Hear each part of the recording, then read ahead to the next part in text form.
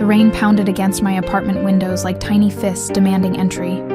I pressed my forehead against the cool glass, watching droplets race down in chaotic patterns while my 3-year-old daughter Emma slept in the next room. My reflection stared back at me, hollow cheeks, dark circles under my eyes, and the permanent worry line etched between my brows that had appeared the day Emma's father disappeared with our savings. "Just one more bill," I whispered, sliding my finger across my cracked phone screen to check my bank balance. The red numbers glared back, mocking me. -237.43. My chest tightened as I calculated how many extra shifts I'd need at the diner to cover rent, daycare, and the electricity bill that was already 2 weeks overdue. Tonight had been particularly brutal. My feet ached from the double shift, and the smell of grease clung to my hair despite the scalding shower I'd taken. The memory of my manager's wandering hands made my skin crawl, but I couldn't afford to quit. Not yet. Not until I found something better. I pushed away from the window and moved quietly through our small apartment, checking on Emma, her chestnut curls, so like mine, splayed across her pillow, one arm wrapped tightly around the tattered teddy bear that was her most prized possession. My heart swelled with love and fear in equal measure. She deserved so much more than this precarious life I was providing. "I promise it'll get better, baby," I whispered, though she couldn't hear me. I gently tucked her blanket around her shoulders before retreating to the kitchen. Our refrigerator hummed loudly in the silence, the sound emphasizing how empty it was inside. Half a carton of milk, some wilted vegetables, and leftover pasta that would be tomorrow's dinner. I closed it with a sigh and leaned against the counter, my shoulders slumping with exhaustion. Tomorrow would be another grueling day. Drop Emma at Mrs. Chen's daycare at 6 a.m., work the morning shift at the diner, pick up Emma, feed her, then head to my evening job cleaning offices until midnight. The endless cycle of barely surviving was wearing me down to nothing. I was stirring a cup of tepid tea when my phone buzzed with a text from an unknown number. "Your payment is late again, Olivia. 3rd time this year. We need to talk tomorrow. 10 a.m., Constellation Coffee on 5th. Don't be late." My hand trembled as I read the message. Mr. Lawrence, my landlord. I'd been avoiding his calls, hoping for just a few more days until payday. My throat constricted with panic. An eviction notice would destroy the fragile stability I'd managed to create for Emma. Sleep eluded me that night, my mind racing with impossible solutions. By morning, I looked worse than ever, my skin pale and my eyes bloodshot. After dropping Emma off with a tight hug and a promise to pick her up on time, I headed toward the coffee shop, rehearsing excuses and pleas in my mind. Constellation Coffee sat wedged between a high-end boutique and an art gallery in a part of town I rarely visited. The sleek exterior with its black awning and gold lettering felt intimidating, worlds away from my usual haunts. Inside, the aroma of expensive coffee and pastries made my stomach growl painfully, reminding me that I'd skipped breakfast to save food for Emma. I scanned the room for Mr. Lawrence's balding head and round glasses, but didn't see him. Instead, the cafe was occupied by well-dressed professionals typing on laptops and couples engaged in hushed conversations. I checked my phone. 9:55 a.m. I'd arrived early, desperate not to give him any additional reason to evict us. Taking a seat at a small table near the window, I ordered the cheapest item on the menu, a plain black coffee, and waited, my knee bouncing nervously beneath the table. The minutes ticked by slowly. 10 a.m., 10:15 a.m., 10:30 a.m. Mr. Lawrence was never late. Had I misunderstood the meeting place? I was about to check my phone again when the atmosphere in the cafe suddenly shifted. The quiet murmur of conversations faltered, and I felt a wave of tension ripple through the room. The door had opened, but it wasn't my landlord who entered. It was him. Later, I would try to recall the details of that first moment, how the light seemed to bend around his tall figure, how the air charged with electricity, how my heart stumbled in my chest. But in that instant, I only registered impressions, the precise cut of his charcoal suit, the gleam of his Italian leather shoes against the polished concrete floor, the way his presence seemed to consume all the oxygen in the room. He wasn't alone. 2 men flanked him, one with a scar bisecting his left eyebrow, the other with shoulders so broad they strained against his black suit. Both scanned the cafe with predatory efficiency before taking positions near the door. Bodyguards, my mind supplied belatedly. The man himself moved with unhurried confidence toward the counter. His back was to me, but I could see how the barista's hands trembled slightly as she took his order. He said something that made her laugh nervously, though the sound held no genuine mirth. When he turned, I couldn't help but stare. His face belonged on a Renaissance painting, all sharp angles and perfect symmetry. Dark hair swept back from a high forehead, revealing eyes so intensely blue they seemed to glow against his olive skin, a straight nose above lips that curved into something not quite a smile. He couldn't have been older than 35. I forced myself to look away, suddenly conscious of my worn jeans and faded sweater, the dark circles under my eyes, and my hair hastily pulled into a messy bun. I didn't belong in the same room as someone like him. My phone buzzed again, mercifully breaking the spell. A text from Mr. Lawrence. Something came up. Meeting postponed. Will contact to reschedule. Relief flooded through me, a temporary reprieve. I gathered my meager belongings, planning to escape before spending any more money I didn't have, when a shadow fell across my table. Leaving so soon? The voice was deep, accented with something I couldn't place. Italian, perhaps, or Greek, and it froze me mid-motion. I looked up slowly, my breath catching as I met those blue eyes directly. They were even more startling up close, framed by thick, dark lashes. The man from the door stood beside my table, coffee in hand, studying me with unnerving intensity. Yes, I stammered, clutching my bag like a shield. I have to get back to work. His gaze swept over me, taking in details I wished he couldn't see. The frayed cuffs of my sweater, the chip in my nail polish, the exhaustion etched into my face. "May I?" he asked, gesturing to the empty chair across from me. Without waiting for my response, he sat down, placing his untouched coffee on the table. "You seem troubled." My instincts screamed danger, but something in his direct gaze made lying impossible. "I'm fine. Just busy." A slight curl formed at the corner of his mouth. "Olivia Evans, correct?" Ice flooded my veins. "How do you know my name?" He didn't answer immediately, instead, signaling to a server who appeared instantly at his side. "Bring the lady something to eat, the avocado toast and a cappuccino." "I didn't order," I began. "You haven't eaten today," he stated simply. Not a question, but a fact. I prefer to have conversations when both parties are comfortable. My pride warred with hunger and curiosity. "Who are you?" "Alessandro Russo." He offered his hand across the table, and I hesitantly placed my smaller one in his. His grip was warm, firm, and lingered a moment too long. "Your landlord works for me," understanding dawned with horrifying clarity. Everyone knew the Russo name in this city, whispered in corners, emblazoned occasionally across newspaper headlines, connected to businesses both legitimate and otherwise. He wasn't just wealthy. He was powerful in ways that existed in shadows. "You own my building?" My voice sounded distant to my own ears. "I own many buildings." His eyes never left mine, including the office complex you clean at night, and the diner where you let the manager touch you rather than risk losing your job.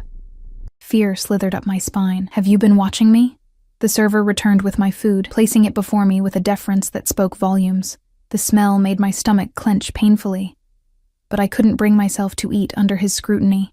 "Eat," Alessandro said softly, not a request. I picked up the fork, taking a small bite that tasted like ashes in my mouth. "Why am I here? Is this about the rent? I can pay by Friday, I just need—" "This isn't about money." He leaned forward slightly, his presence enveloping me like a shadow. "This is about Emma." The fork clattered against my plate. "What about my daughter?" Panic surged through me, maternal protectiveness overriding fear. "If you've gone near her, I swear—" "You'll what?"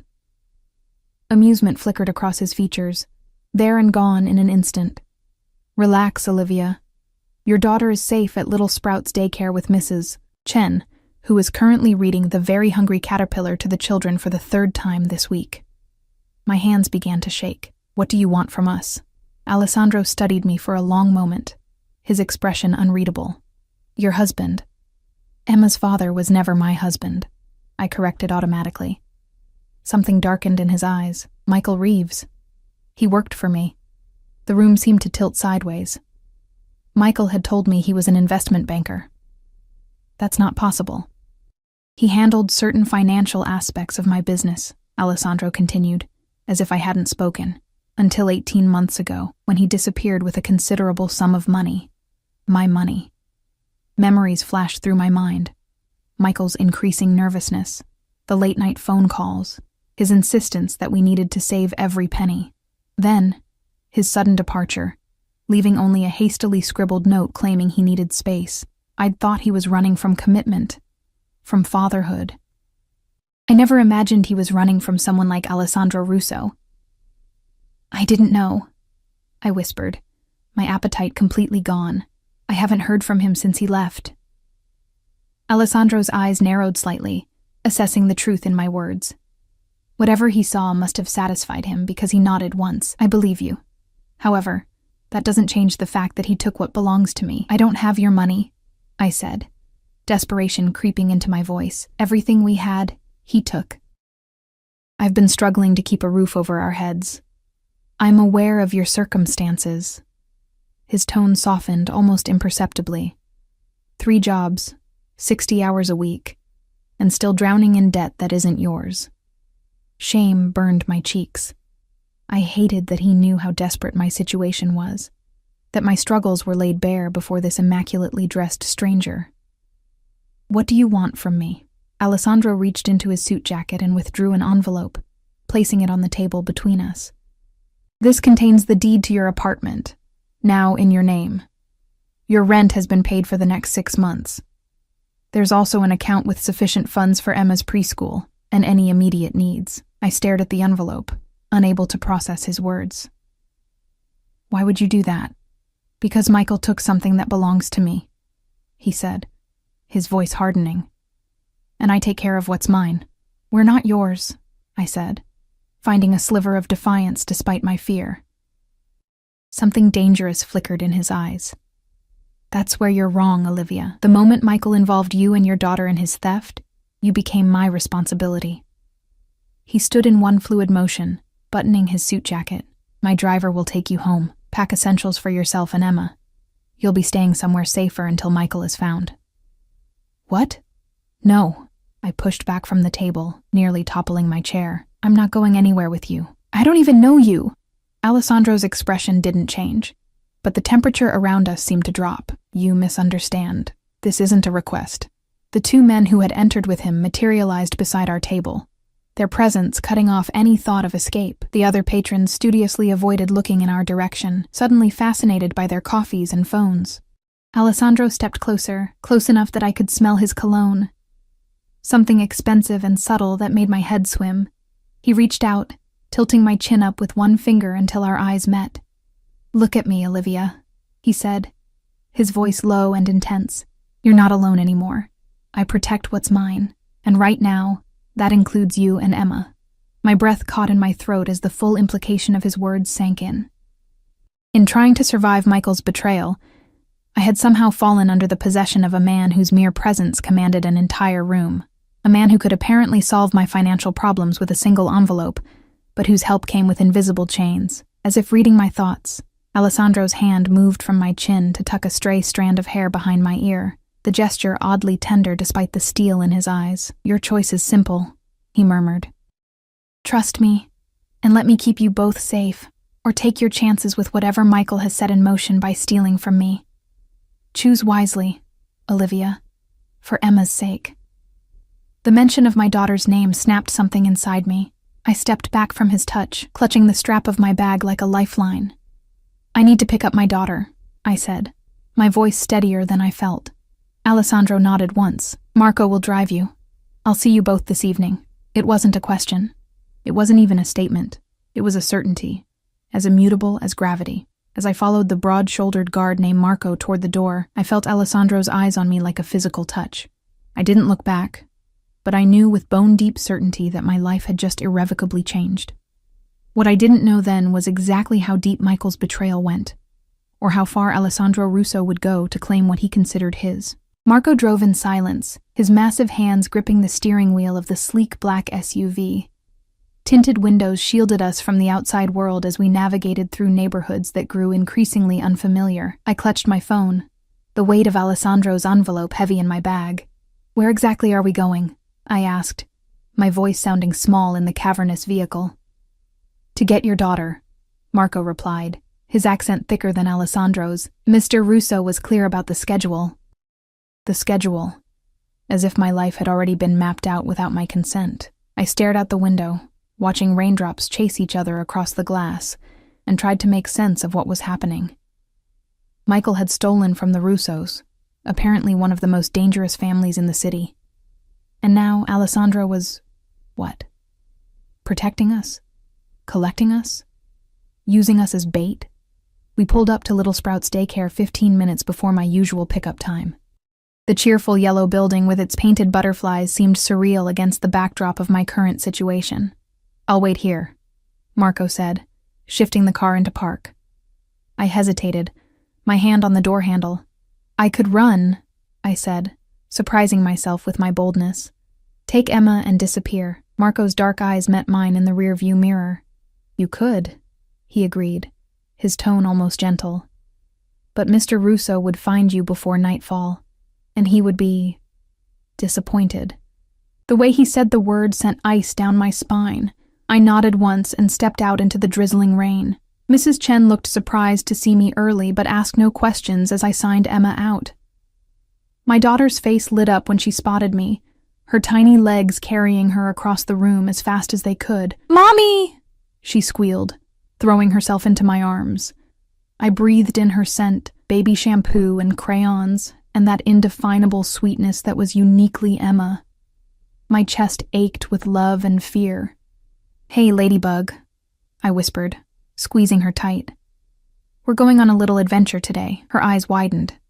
"With ice cream?" I forced a smile. "Maybe. Let's get your backpack, okay?" Minutes later, we emerged into the gray afternoon. Emma stopped abruptly when she spotted the black SUV, her small hand gripping mine tighter. "Who's that?" she whispered. I knelt down to her level. "That's Marco.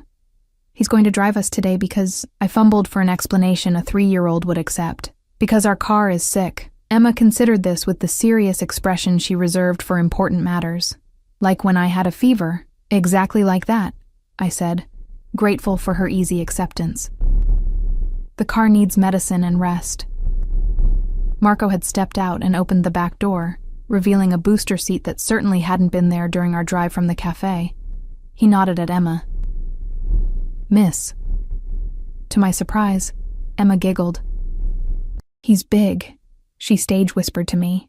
"Yes, he is," I agreed, helping her into the booster seat and securing the straps.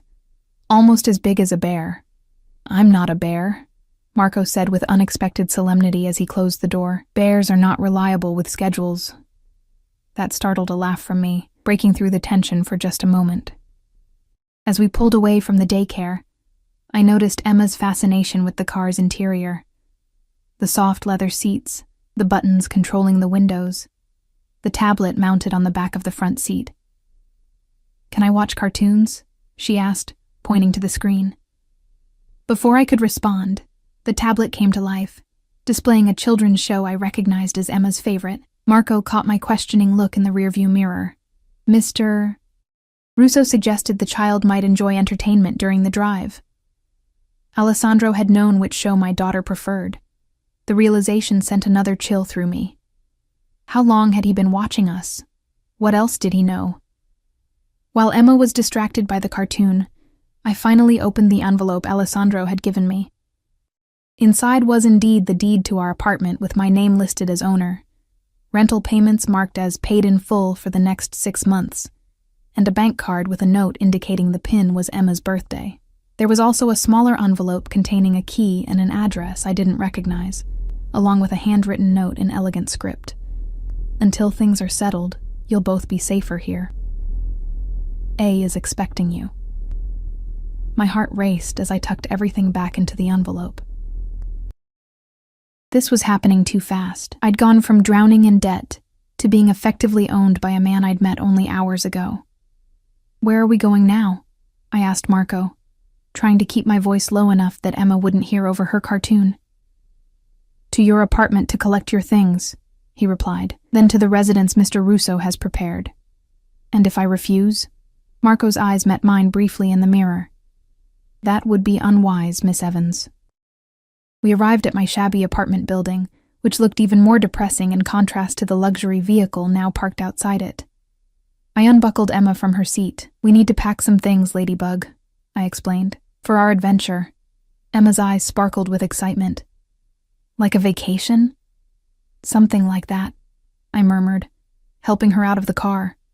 To my dismay, Marco followed us inside, his imposing figure making our narrow hallway seem even smaller.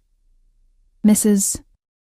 Abernathy from 3B peeked out as we passed, her eyes widening at the sight of the hulking man trailing behind us. I gave her a strained smile, pretending everything was normal.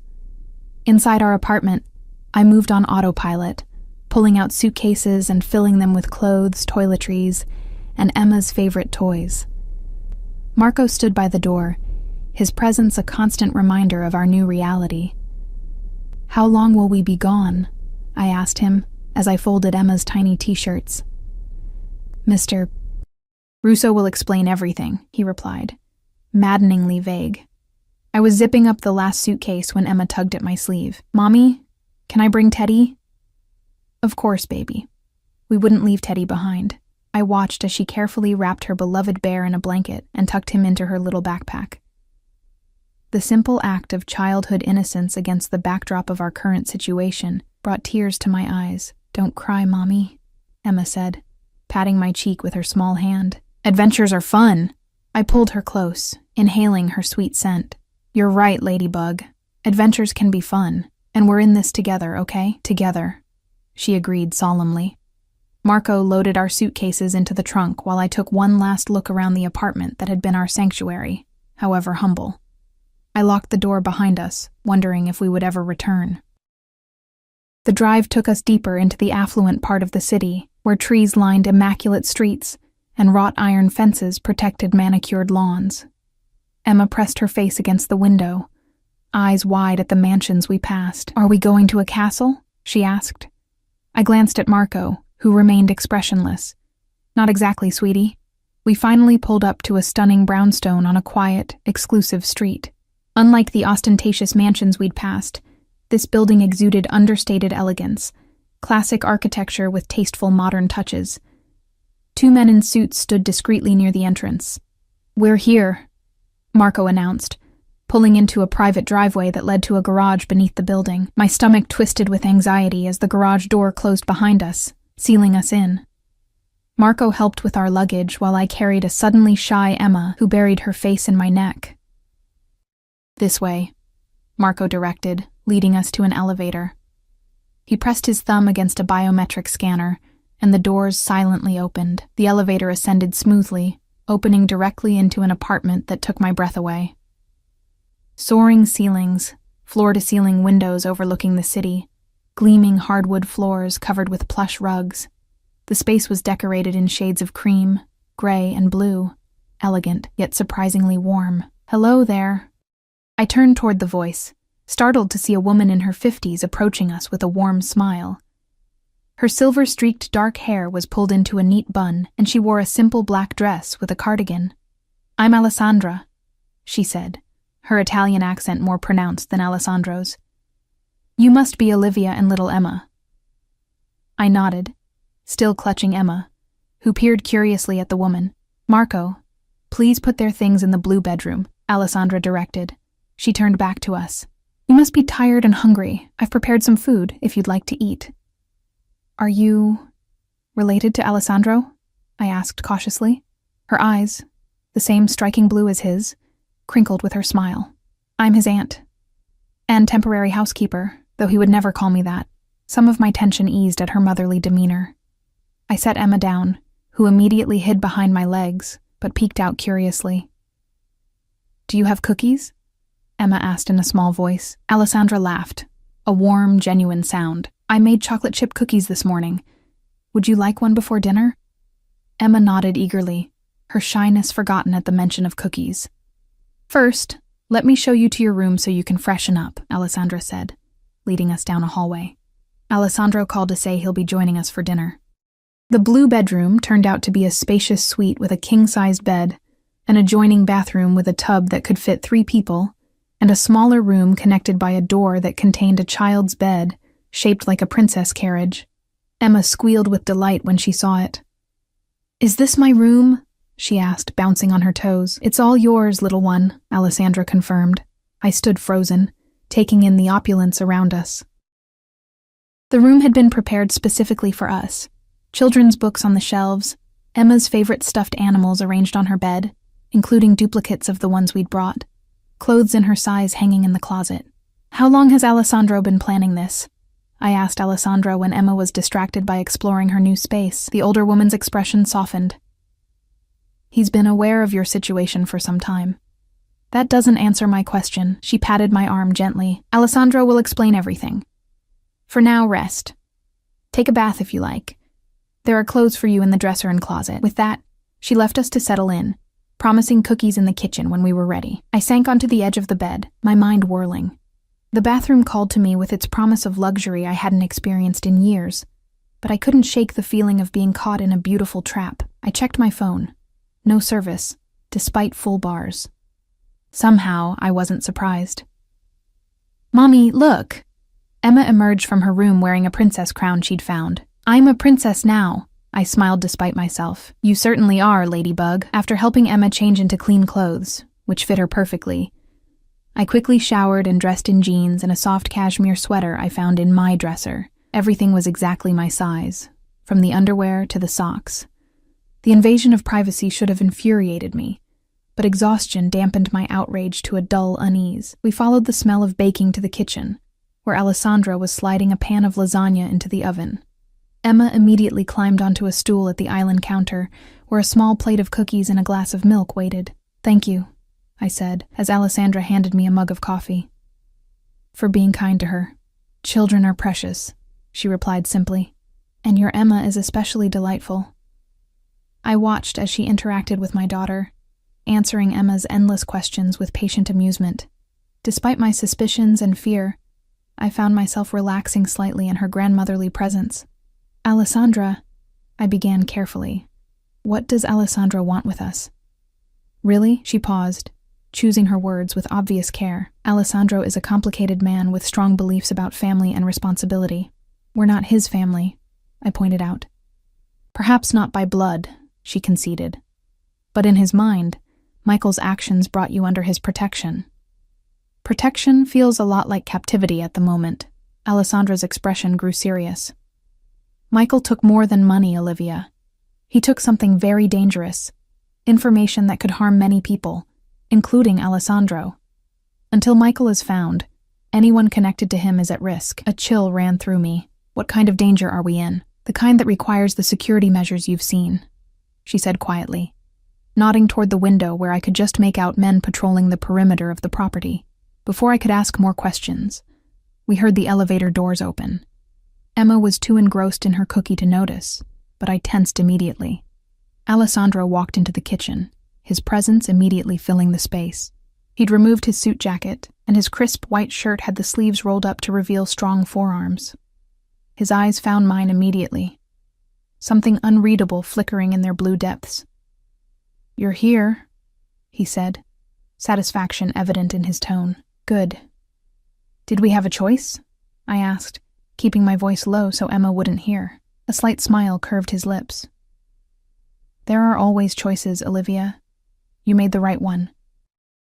He moved past me to greet his aunt with a kiss on both cheeks, speaking to her rapidly in Italian. Then, to my surprise, he knelt beside Emma's stool, bringing himself to her eye level. "Hello, Emma," he said, his deep voice gentler than I'd heard it before. "Are you enjoying your cookie?" Emma studied him with the frank curiosity of childhood. "It's yummy. Are you the castle king?" Alessandro laughed, the sound rich and genuine. "No, not a king. My name is Alessandro." "That's a big name," Emma declared seriously. "You can call me Alex if that's easier," he offered. Emma nodded, apparently satisfied with this solution. "Alex, do you like cookies too?" "Very much," he replied, accepting one when she solemnly offered from her plate. "Thank you." I watched this interaction with a mixture of confusion and wariness. The dangerous man who had effectively kidnapped us was now chatting amicably with my daughter about cookies and favorite colors. When Emma returned to her milk, Alessandro straightened and turned to me. "We need to talk, Olivia. After dinner." It wasn't a request. I nodded stiffly, hyper-aware of Emma's presence. Dinner was a surreal experience. Alessandra's lasagna was possibly the best thing I'd ever tasted, and the wine Alessandro poured flowed like liquid velvet. Emma chatted happily, seemingly at ease in these luxurious surroundings that should have felt alien to her. Alessandro answered her questions with surprising patience, even laughing at her 3-year-old jokes. I remained mostly silent, watching the domestic scene unfold as if from a distance. This powerful, dangerous man was treating my daughter with genuine kindness. Yet I couldn't forget the implicit threat behind our presence here. After dinner, Alessandra offered to give Emma a bath and read her a bedtime story. My daughter went willingly, already half in love with the kind woman, and excited about her princess bed. Alessandro led me to his study, a masculine space of leather and dark wood, with bookshelves lining the walls and a desk that probably cost more than a year's rent at my old apartment. "Sit," he said, gesturing to one of the leather chairs facing the fireplace where flames crackled softly. He poured 2 glasses of amber liquid from a crystal decanter and handed one to me. "I'm not much of a drinker," I said, accepting it anyway. "Tonight might be an exception," he replied, taking the chair opposite mine. His eyes studied me over the rim of his glass. "You have questions." I set my untouched drink aside. "Dozens. Let's start with why you've brought us here." Alessandro leaned back, the firelight casting shadows across his face. "As I told you, Michael stole from me. Not just money, though that was substantial. He took information. Client lists, security codes, evidence of certain business transactions. Illegal transactions," I clarified.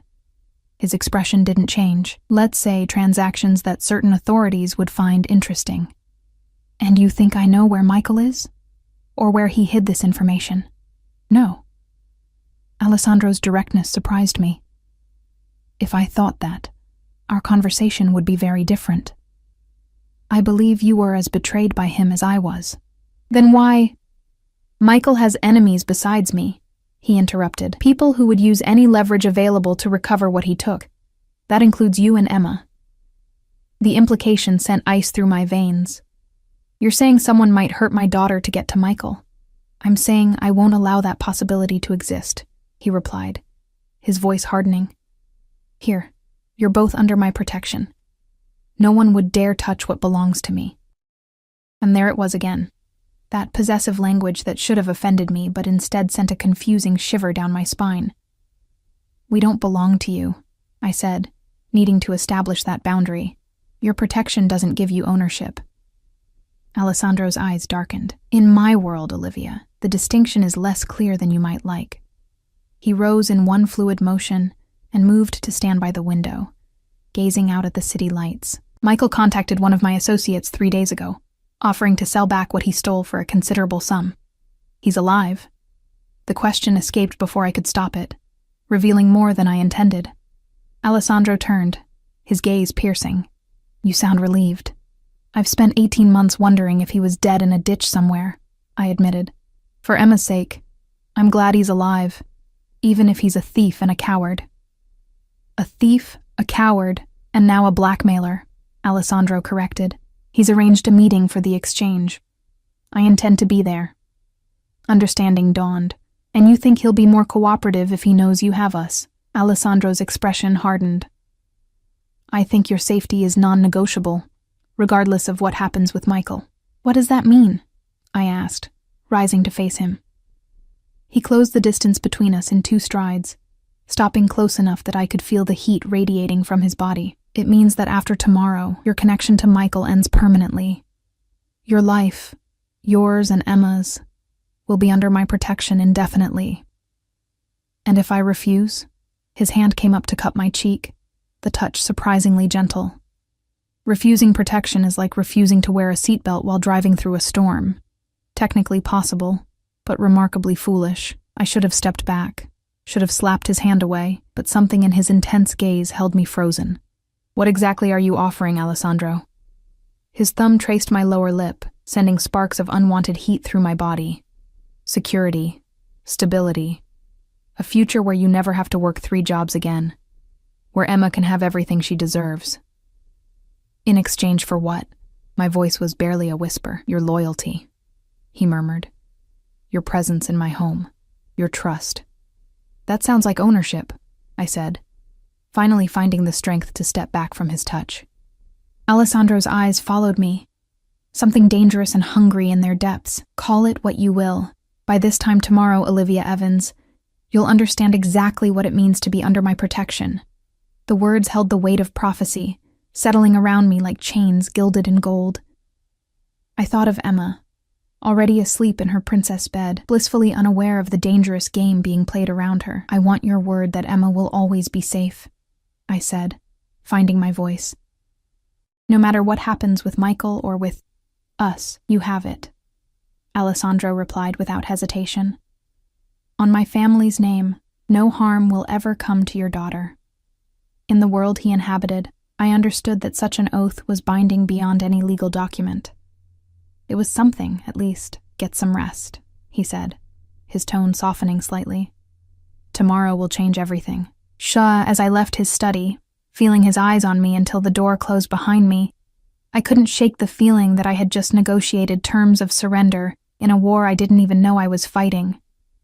And somewhere in the city, Michael, the man who had once promised to love me forever, was plotting his own survival, unaware that his betrayal had delivered me into the hands of Alessandro Russo, a man whose protection felt as dangerous as any threat. I woke to sunlight filtering through unfamiliar curtains, and the disorienting sensation of sinking into a mattress far more luxurious than my own. For a moment, I couldn't remember where I was. Then yesterday's events crashed over me like a wave. Alessandro, the apartment, the implicit threat beneath his protection. A soft knock on the bedroom door jolted me fully awake. Come in, I called, pulling the silky sheets higher around my body. Alessandra entered with a tray of coffee and pastries. Good morning, Olivia. Did you sleep well? Better than I should have, I admitted. The truth was I'd expected to lie awake all night, but exhaustion had claimed me almost as soon as my head hit the pillow. Emma is already up and having breakfast with Alessandro in the kitchen, she said, setting the tray on the bedside table. That child is an early riser. I bolted upright. She's with Alessandro? Alone? Alessandra's expression softened. He won't harm her, Olivia. Children are sacred to him. The thought of my daughter chatting away with the dangerous man who had effectively taken us captive sent panic coursing through me. I threw back the covers, grabbing the robe draped across a nearby chair. I need to get to her, I said, cinching the robe around my waist. At least take a moment for coffee, Alessandra suggested, but I was already heading for the door. I followed the sound of Emma's giggles down the hallway to the kitchen, where I froze at the threshold, unsure if I was still dreaming. Alessandro Russo, the man whose very name inspired fear throughout the city, sat at the island counter beside my daughter, both of them hunched over what appeared to be pancakes shaped like animals. He wore a simple black t-shirt that clung to his muscular frame and revealed arms corded with strength. His dark hair was slightly tousled, giving him a more approachable appearance than yesterday's impeccable businessman. See, the ears need to be pointier, Emma was instructing seriously, gesturing to her pancake. Bunnies have very pointy ears.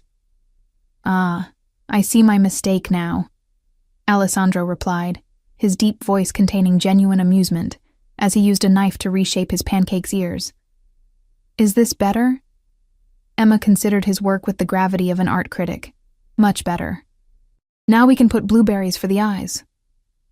Neither had noticed me yet, and I took a moment to observe their unexpected camaraderie. Emma showed none of her usual shyness around strangers, chattering away as if she'd known Alessandro her entire life.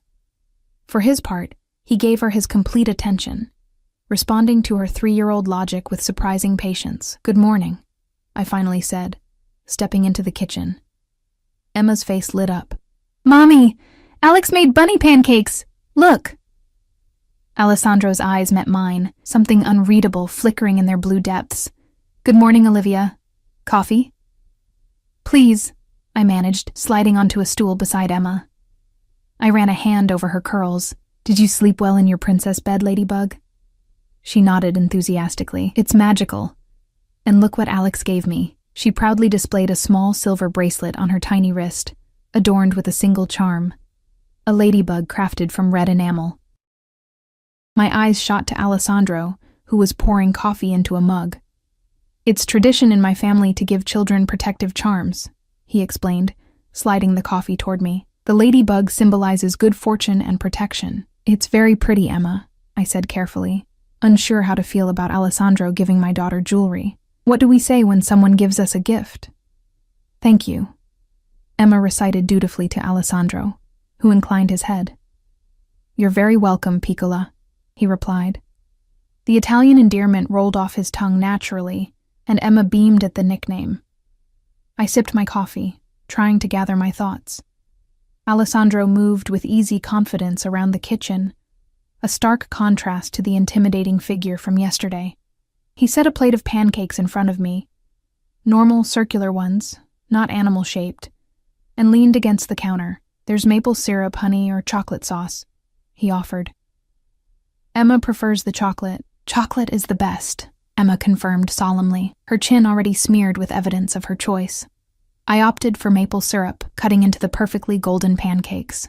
They were delicious, light and buttery. These are amazing, I admitted between bites. I didn't take you for the cooking type.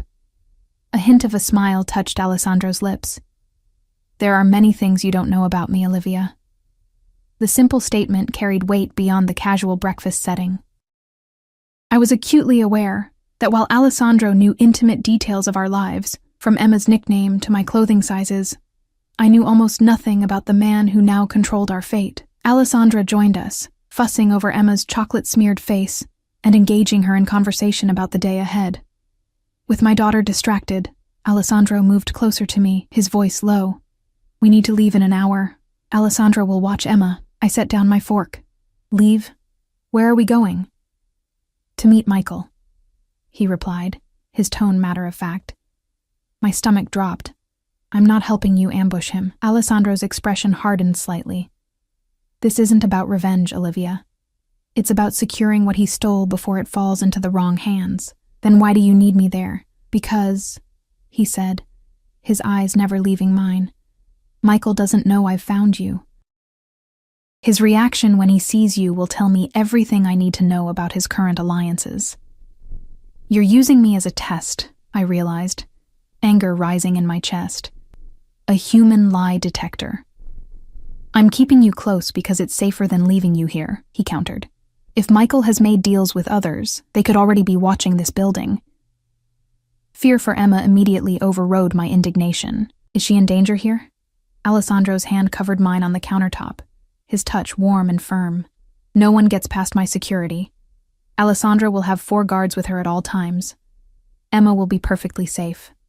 I glanced over at my daughter, who was now showing Alessandra how to make a proper bunny ear with a napkin. The thought of leaving her, even for a few hours, twisted my heart. I don't have a choice, do I? I asked quietly. Alessandro's thumb traced small circles on the back of my hand. There are always choices, Olivia, but only some lead to safety. I pulled my hand away, uncomfortable with how my skin tingled from his touch. Fine. I'll go with you. His eyes darkened with something that might have been approval. Good. Wear something from the closet. Something elegant but understated. We're meeting at Riverview. Riverview was one of the most exclusive restaurants in the city, the kind of place I'd passed by but never dreamed of entering. What exactly is your plan, beyond using me to gauge Michael's reaction?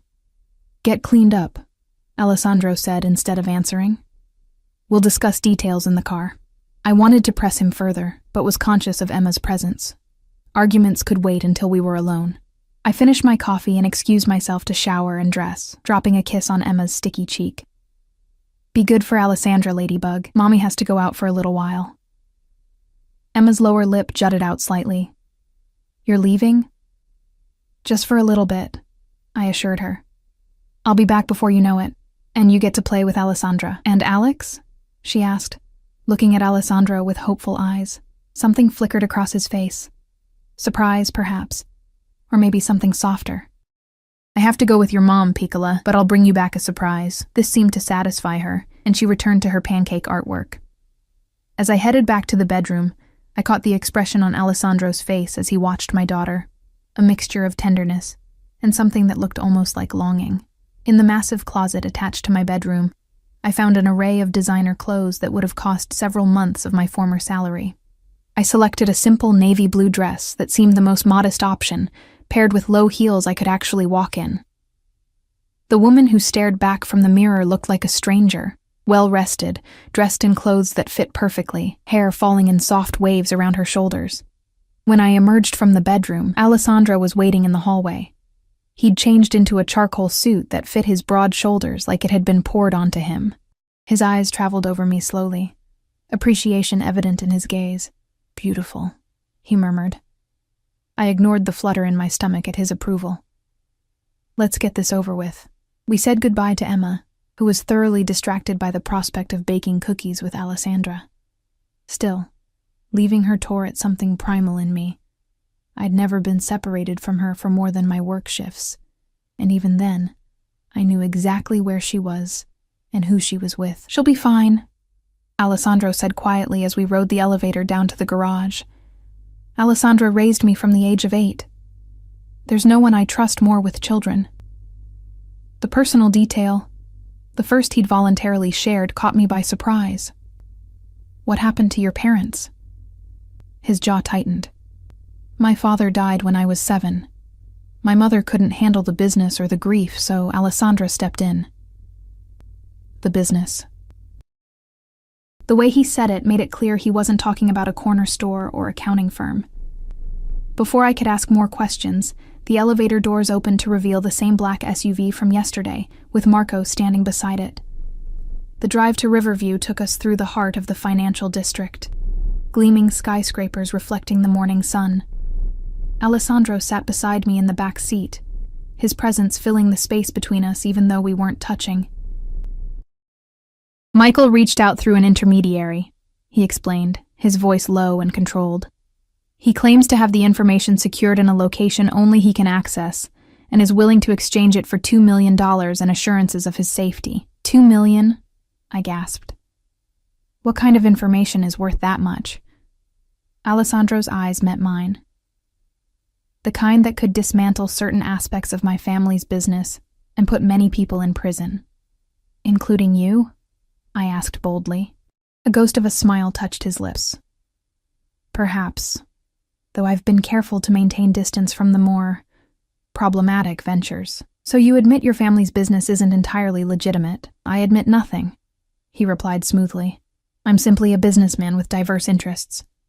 I turned to look out the window, processing what he wasn't saying. The Russo family's criminal connections were an open secret in the city, but hearing Alessandro almost acknowledge them made the danger of our situation more real. "What happens after you get this information back?" I asked. "To Michael, I mean." Alessandro was silent for a long moment. "That depends on him. Are you going to kill him?" The question hung in the air between us, heavy with implications. He turned to face me fully. "Would that bother you, after everything he did to you and Emma?" I thought about the nights I'd spent crying, wondering how Michael could abandon his own daughter, how he could leave us drowning in debt without a backward glance. I remembered the birthdays he'd missed, the child support he'd never paid, the countless lies he'd told. "I don't want his death on my conscience," I finally said. Alessandro studied me intently. "Your loyalty to a man who showed you none is remarkable." "It's not loyalty," I clarified. "It's humanity, and it's for Emma's sake, not his. She deserves to know her father, even if he's a terrible one." Something shifted in Alessandro's expression. "Your daughter is fortunate to have a mother with such principles." The car pulled up to Riverview's discreet entrance, where a valet immediately opened Alessandro's door. Before stepping out, he turned to me once more. "When we're inside, you will act as though you are with me willingly," he instructed.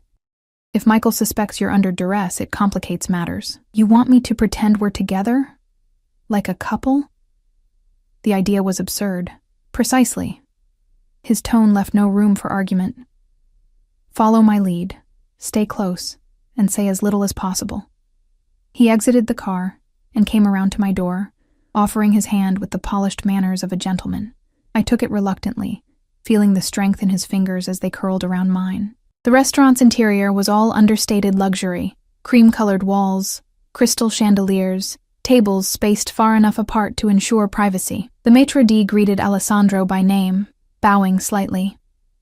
"Mr. Russo, your usual table is ready. Your guest has not yet arrived." "Perfect, Antonio. Please send him directly to us when he does." Alessandro guided me through the restaurant with a hand at the small of my back, the light pressure both a direction and a claim. Heads turned subtly as we passed. Not the obvious staring of the cafe yesterday, but the discreet observation of people who recognized power when they saw it. Our table was in a secluded corner, with a view of both the entrance and the river beyond the floor-to-ceiling windows. Alessandro pulled out my chair, then took the seat beside me rather than across, a position that allowed him to keep an arm draped casually across the back of my chair. "Relax," he murmured, his breath warm against my ear. "You look like you're facing a firing squad." I forced my shoulders to drop, trying to appear at ease. "This is all a bit surreal." His hand moved to the nape of my neck, fingers gently massaging the tension there. The intimate gesture sent shivers down my spine, and I had to fight the urge to lean into his touch. "Play your part, Olivia," he reminded me softly. "You're here because you want to be." A waiter approached with a bottle of champagne, pouring 2 glasses without being asked. Alessandro raised his glass to mine in a toast. "To new beginnings," he said, his blue eyes intense on mine. I took a sip of the champagne, the bubbles dancing on my tongue. "Is that what this is?" His response was cut short as his gaze shifted to someone over my shoulder. His arm tightened around me almost imperceptibly. "He's here," Alessandro said, his voice dropping to a dangerous register. "Remember what I said." I followed his gaze and saw him. Michael. He looked different than I remembered, thinner, with dark circles under his eyes and a nervous energy that made him seem like he might bolt at any moment. He scanned the restaurant, his eyes landing on our table. The moment he recognized me, his face went slack with shock. He froze mid-step, color draining from his features. "Perfect," Alessandro murmured. "That's genuine surprise. He didn't know I'd found you." Michael approached our table slowly, as if walking through quicksand. His eyes darted between Alessandro and me, confusion and fear battling for dominance in his expression. "Reeves," Alessandro greeted him, not bothering to stand. "You're looking... well." "What is she doing here?" Michael blurted out, staring at me. "Olivia, what the hell?" Before I could respond, Alessandro's hand slid from my neck to my shoulder, pulling me closer to his side. "Olivia is with me now," he said, his tone casual yet laced with warning. "A development you might have anticipated when you left her drowning in your debts." Michael's eyes widened as he processed Alessandro's possessive gesture, the implication in his words. "Liv, you can't be serious. This man is dangerous. So is abandoning your child," I replied, surprised by the steadiness in my voice. 18 months of anger and hurt crystallized into cold clarity. "So is stealing and running away while leaving us to face the consequences." Alessandro's thumb stroked the bare skin of my shoulder, a gesture that might have appeared affectionate to observers, but felt like a reminder of our arrangement. "Sit down, Michael. We have business to discuss." Michael sank into the chair across from us, his eyes still fixed on me with disbelief. "How long has this been going on?" "That's not your concern," Alessandro replied before I could speak. "What concerns me is the return of my property. All of it." Michael swallowed hard. "I have it. Safe. But I need guarantees before I hand it over." "You're not in a position to negotiate," Alessandro said, his voice dropping to a dangerous whisper. "You betrayed me, stole from me, and then had the audacity to try to sell my own information back to me." "You don't understand," Michael insisted, desperation creeping into his tone. "I didn't have a choice. They were going to kill me if I didn't get them what they wanted." Alessandro's expression didn't change, but I felt him tense beside me. "Who are they, Michael?" "The Vega family," Michael whispered, glancing nervously around the restaurant. "They approached me 6 months before I left. Said they knew things about me, about my gambling debts. Said they'd hurt Olivia and the baby if I didn't cooperate." I gasped softly. "You left because someone threatened us? Why didn't you tell me?" Michael couldn't meet my eyes. I was supposed to deliver the information to them, but I couldn't go through with it. "I ran instead. Figured they'd leave you alone if I wasn't in the picture." Alessandro's hand tightened on my shoulder. "Yet you kept the information, and now you're trying to sell it back to me rather than simply returning what you stole." "I need the money to disappear," Michael said, his voice cracking. "They found me 3 weeks ago. Said they'd still honor our original deal if I got them what they wanted. I've been stalling, trying to figure out another option." "So you decided to contact me," Alessandro concluded, "hoping I'd pay more than the Vegas." Michael nodded miserably. "I figured you'd want it back more than they want to use it against you." Alessandro was silent for a long moment, his expression unreadable. I could almost see the calculations running behind his eyes, assessing the truth in Michael's story, weighing options and outcomes. "Where's the information now?" he finally asked. "Storage unit, downtown. The key and access code are in a safety deposit box at First National, box 447. Alessandro nodded to someone across the room. One of his men, I realized, who had been watching us discreetly. The man immediately left, presumably to retrieve the items Michael had mentioned. "If what you say is true, and if the information is intact, your debt to me will be considered paid," Alessandro said, his tone measured and precise. "You will leave this city today and never return.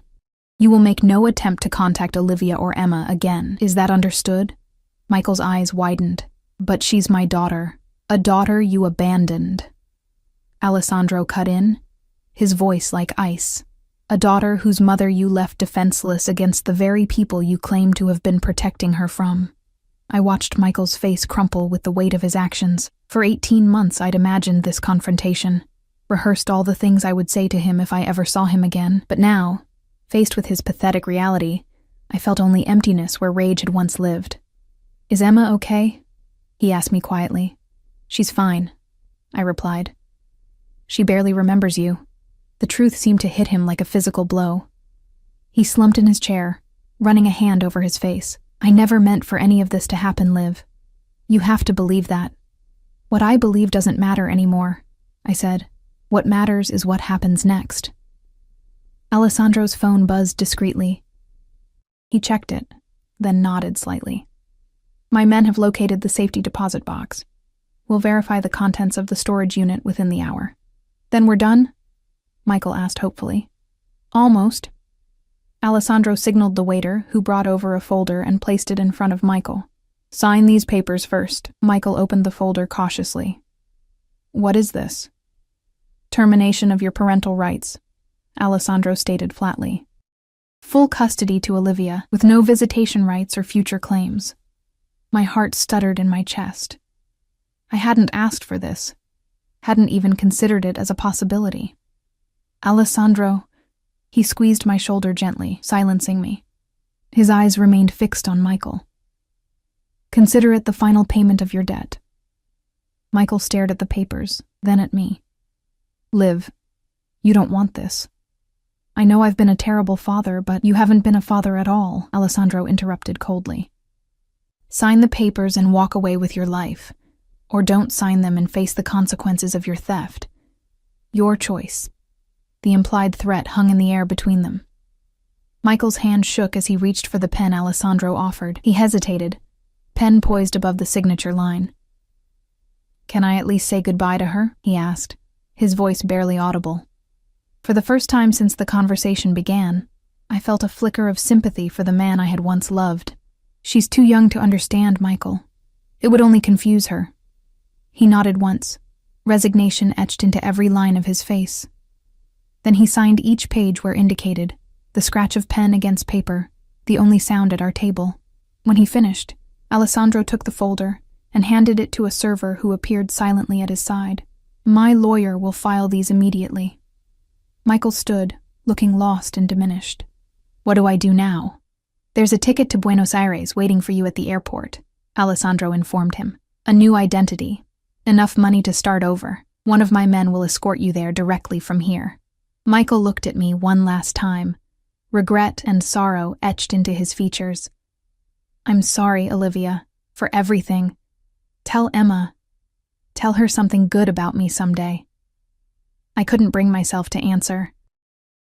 Instead, I watched as he walked away, shoulders hunched with defeat, following one of Alessandro's men toward the exit. The father of my child, disappearing from our lives forever, this time by my tacit consent. When the door closed behind him, I felt Alessandro's gaze on me. "Are you all right?" The question seemed absurdly inadequate for the moment. "I don't know," I answered honestly. "I didn't expect any of this." "He was lying about the Vegas," Alessandro said quietly. "Not entirely, but enough to matter. They did approach him, but much later than he claimed. His initial theft was his own idea, gambling debts to less patient creditors."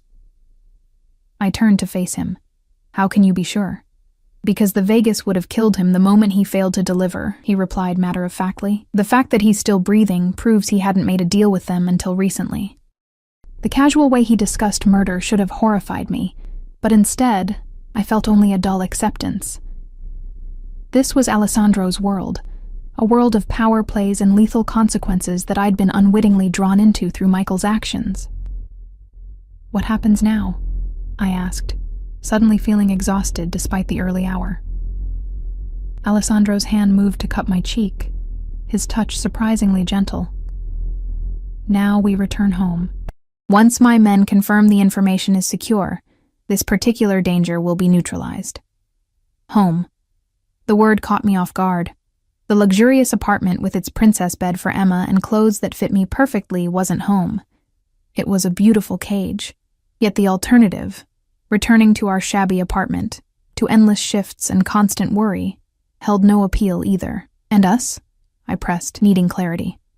"What exactly do you expect from me, Alessandro? What does your protection entail?" His thumb traced my lower lip, the gesture intimate and possessive. "Tonight," he promised, his voice dropping to a register that sent heat spiraling through me despite my confusion. "Tonight I'll show you exactly what it means to be mine." The words should have frightened me, should have triggered indignation and resistance. Instead, I found myself leaning slightly into his touch, my body responding to him in ways my mind wasn't ready to acknowledge. As he guided me from the restaurant, his hand once again at the small of my back, I couldn't shake the feeling that I'd crossed a threshold from which there was no return. Michael was gone, taking with him any last vestiges of my old life. Ahead lay something unknown, dangerous, but also perhaps filled with possibilities I'd never dared to imagine. The drive back to Alessandro's brownstone passed in tense silence. Questions swirled in my mind, but I couldn't find the words to ask them. Alessandro sat beside me, outwardly calm yet radiating a controlled energy that filled the space between us. My thoughts kept returning to Michael's final moments in the restaurant. His defeated posture, the trembling of his hand as he signed away his rights to Emma. Despite everything he'd done, a small part of me ached for what might have been. For the family we'd never become. "He would have hurt her eventually," Alessandro said quietly, as if reading my thoughts. I turned to him, startled. "What?" "Michael." His blue eyes met mine, piercing and direct. Men who run from responsibility don't suddenly embrace it. Men who betray once will betray again. Emma is better off without his influence. The blunt assessment cut through my sentimentality with surgical precision. "You don't know that for certain. I know his type," Alessandro replied. "I've seen it countless times in my business. Men who value their own skin above all else, who abandon principles at the first sign of pressure. And you're different?" I couldn't keep the challenge from my voice. "A man who threatens others, who forces custody papers on a father at what amounts to gunpoint?" Something dangerous flickered across his face. "I've never abandoned those under my protection. I've never broken a promise, and I've never turned my back on a child." The conviction in his voice gave me pause. For all his intimidating presence and dubious business connections, Alessandro had shown nothing but kindness to Emma. Even his high-handed actions with Michael had, in their way, been protective of her interests. I'm trying to understand you, I admitted. One moment you're threatening people, the next you're making bunny pancakes for a 3-year-old. A hint of a smile touched his lips. Is it so hard to believe I can be both? Before I could answer, Marco announced we had arrived. The garage door closed behind us with a finality that echoed my situation. Sealed away from my old life, enclosed in Alessandro's world. Emma's excited voice greeted us the moment the elevator doors opened to the apartment. She ran toward me, a streak of flour across her cheek, and a gap-toothed smile lighting up her face. Mommy, Alex, we made cookies, real Italian cookies. I knelt to catch her in my arms, breathing in her sweet scent, now mingled with vanilla and sugar. That sounds amazing, Ladybug. Did you save some for us? Of course. She wriggled free to look up at Alessandro. Did you bring my surprise? For a moment, I panicked. In the drama with Michael, I'd forgotten Alessandro's promise to Emma. But he reached into his pocket and produced a small box wrapped in silver paper. I never break a promise, Piccola, he said, kneeling down to her level. Emma tore into the package with 3-year-old enthusiasm, gasping with delight when she revealed a tiny music box. When she opened it, a delicate melody played as a ballerina twirled. It's beautiful, she breathed, her eyes wide with wonder. It belonged to my mother, Alessandro said quietly. She would want a little princess to have it now. The personal significance of the gift struck me. This wasn't something he'd instructed an assistant to purchase. It was a family heirloom. I caught Alessandro's eye over Emma's head, silently questioning this gesture. He held my gaze steadily, something almost vulnerable in his expression. Then Emma launched herself into his arms for a hug, and I watched in amazement as the dangerous man who had orchestrated Michael's exile melted into the embrace, his large hand gently patting her back. Come see our cookies, Emma demanded, pulling away and grabbing Alessandro's hand. He allowed himself to be led to the kitchen, glancing back at me with a raised eyebrow, an invitation to follow. In the kitchen, Alessandra was arranging star-shaped cookies on a cooling rack. She looked up as we entered, her eyes moving between Alessandro and me with quiet assessment. Everything is resolved? She asked in Italian, though the question needed no translation. Alessandro nodded once, all taken care of. The loaded exchange hung in the air, but Emma's excitement about her cookies quickly dispelled the tension. We spent the next hour in the kitchen, Emma proudly showing us her baking skills, while Alessandra shared stories of Alessandro as a child, tales of mischief and stubbornness that humanized him in a way I hadn't expected. He once tried to build a fort in the garden using his father's antique chess set as building blocks, Alessandra recounted, eyes twinkling. $30,000 worth of hand-carved ivory, arranged in the mud like toy blocks. Alessandro rolled his eyes, though a smile played at his lips. I was 6, and you're exaggerating the value. Your father nearly had a stroke, she continued unfazed. But he couldn't stay angry when he saw how proud you were of your creation. I tried to imagine Alessandro as a little boy, eager for his father's approval. It was easier than I would have thought, especially watching him now with Emma. Patient as she explained her own creative process with the cookie dough, attentive to her childish logic. After lunch, Emma began to yawn, the morning's excitement catching up with her. Alessandra offered to put her down for a nap, leaving Alessandro and me alone in the living room. Your aunt is wonderful with her, I observed, settling onto the sofa. Alessandro nodded, pouring 2 glasses of amber liquid from a crystal decanter. Alessandra practically raised me after my mother's breakdown. She's the closest thing to a mother I've known since I was 8. He handed me one of the glasses and sat beside me, close enough that I could feel the warmth radiating from him, but not so close as to make me uncomfortable. What happened to your mother? I asked, surprised by his willingness to discuss his past. He took a sip of his drink before answering. After my father was killed, she couldn't cope. Started with prescription medications, escalated to anything that would numb her grief. She lives in a private facility in Switzerland now. Has for the past 20 years. I'm sorry, I said, meaning it. Despite everything, I couldn't help but feel compassion for the child who had lost both parents in such different ways. It was a long time ago, he replied. though something in his tone suggested the wound wasn't as healed as he claimed. Weakness is a luxury my family can't afford. Grief isn't weakness, I countered gently. It's human. His eyes met mine, startlingly intense. Is that why you stayed single after Michael left? Grief? The question caught me off guard, partly. Mostly it was practical. Working 3 jobs and raising Emma didn't leave much time for dating. And now? He asked, his voice dropping lower. My heart rate accelerated.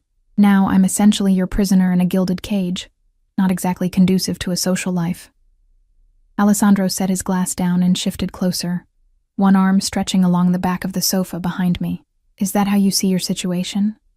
As my prisoner? What would you call it? I challenged, though my voice lacked the firmness I'd intended. You brought us here against my will. You orchestrated Michael's removal from our lives. You've made it clear we're not free to leave. I call it protection, he replied, his fingers gently touching my hair. Everything I've done has been to ensure your safety and Emma's future. At what cost, Alessandro? What do you really want from me? His hand moved to cup my cheek, turning my face toward his. I think you know. The intensity in his blue eyes made my breath catch. This close, I could see flecks of darker blue around his pupils, the slight shadow of stubble along his jaw, despite his morning shave, the perfect fullness of his lower lip. Why me? I whispered. You could have any woman you wanted. Something darkened in his gaze. I don't want any woman. I want one who understands loyalty, who would sacrifice everything for her child, who maintains her dignity despite circumstances that would break most people. His thumb traced my lower lip. I want you, Olivia. The raw honesty in his voice sent heat spiraling through me. I should have pulled away, should have reminded myself of how we'd come to this moment, through manipulation and coercion, however well-intentioned. Instead, I found myself leaning into his touch, my body responding to him in ways my mind wasn't ready to acknowledge. This is Stockholm Syndrome, I murmured, half to myself. Alessandro actually laughed, the sound rich and genuine. If that helps you rationalize your attraction to me, feel free to use it. His expression sobered, but we both know it's more than that. I saw you watching me with Emma. You're beginning to see who I really am. A criminal with a soft spot for children? I suggested, though without real heat. A man who values family above all else. He corrected. A man who can offer you and Emma everything you deserve.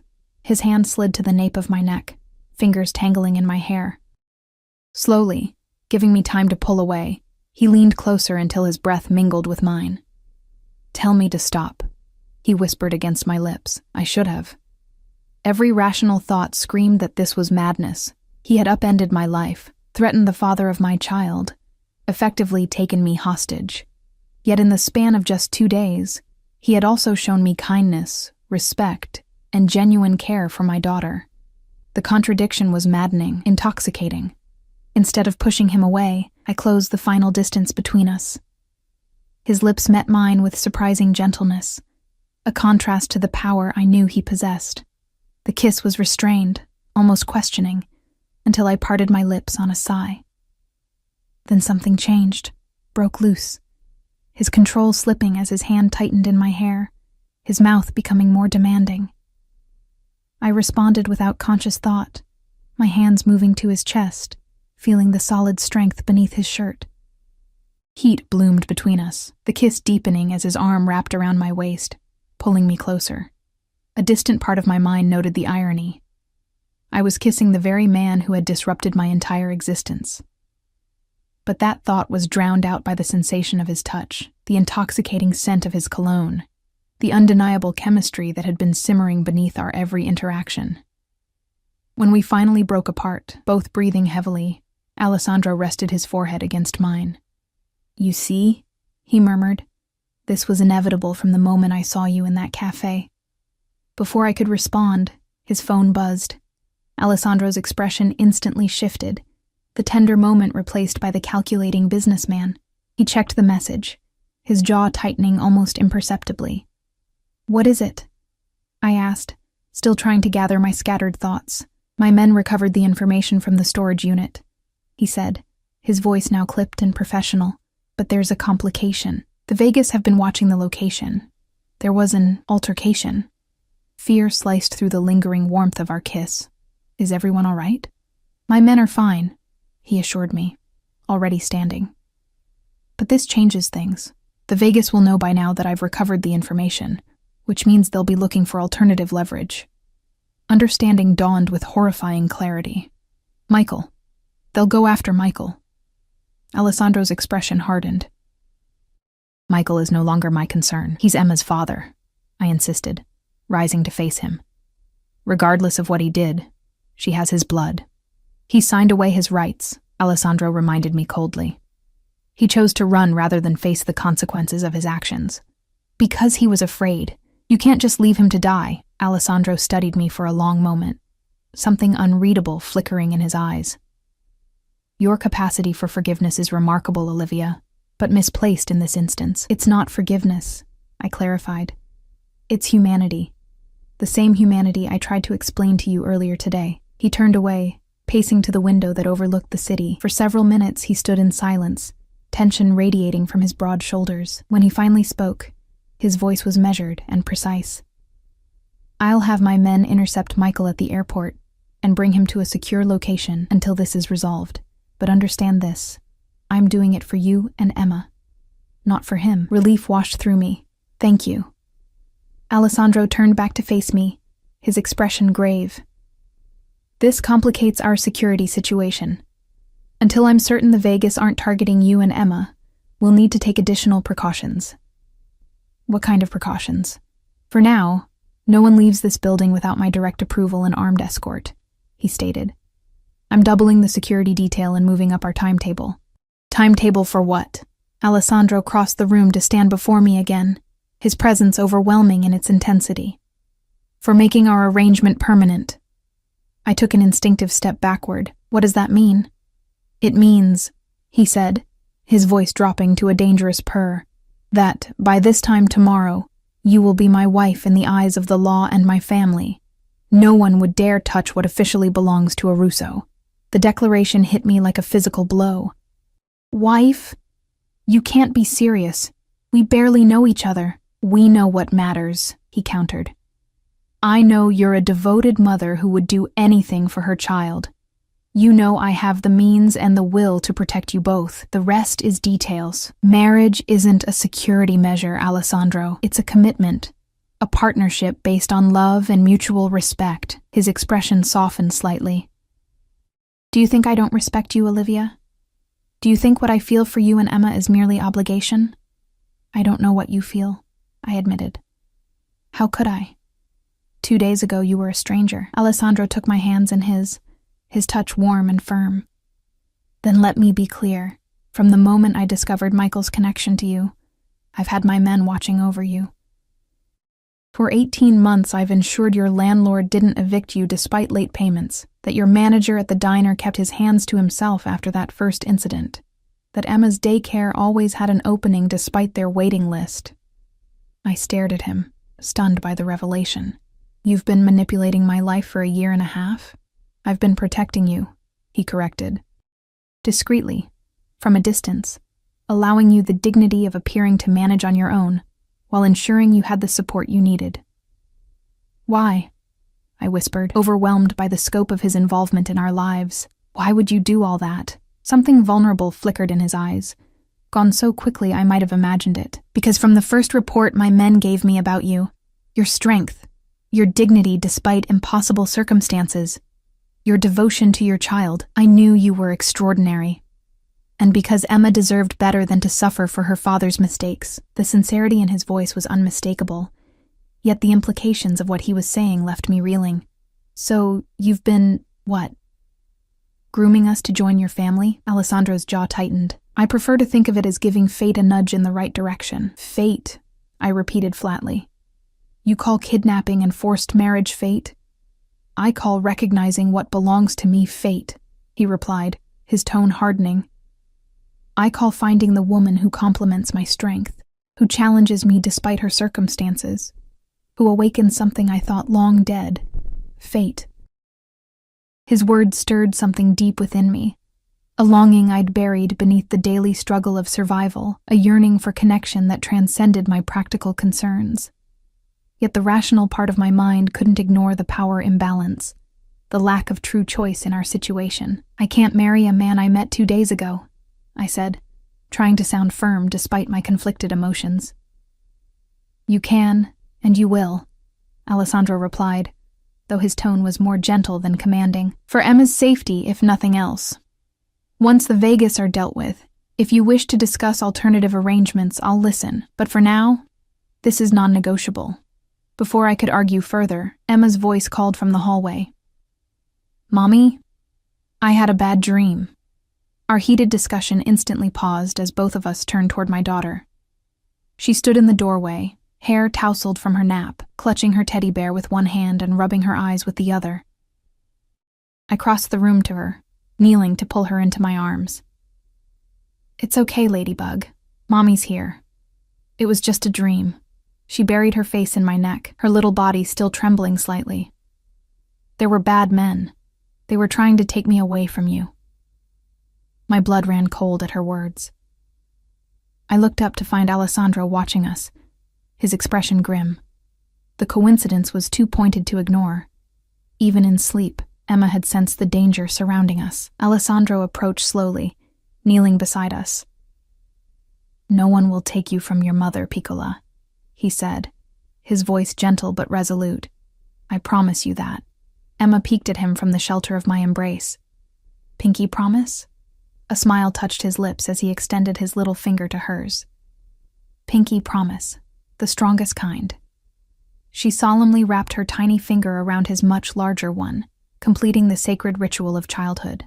"Okay." Ikai. The simple exchange crystallized something in my mind.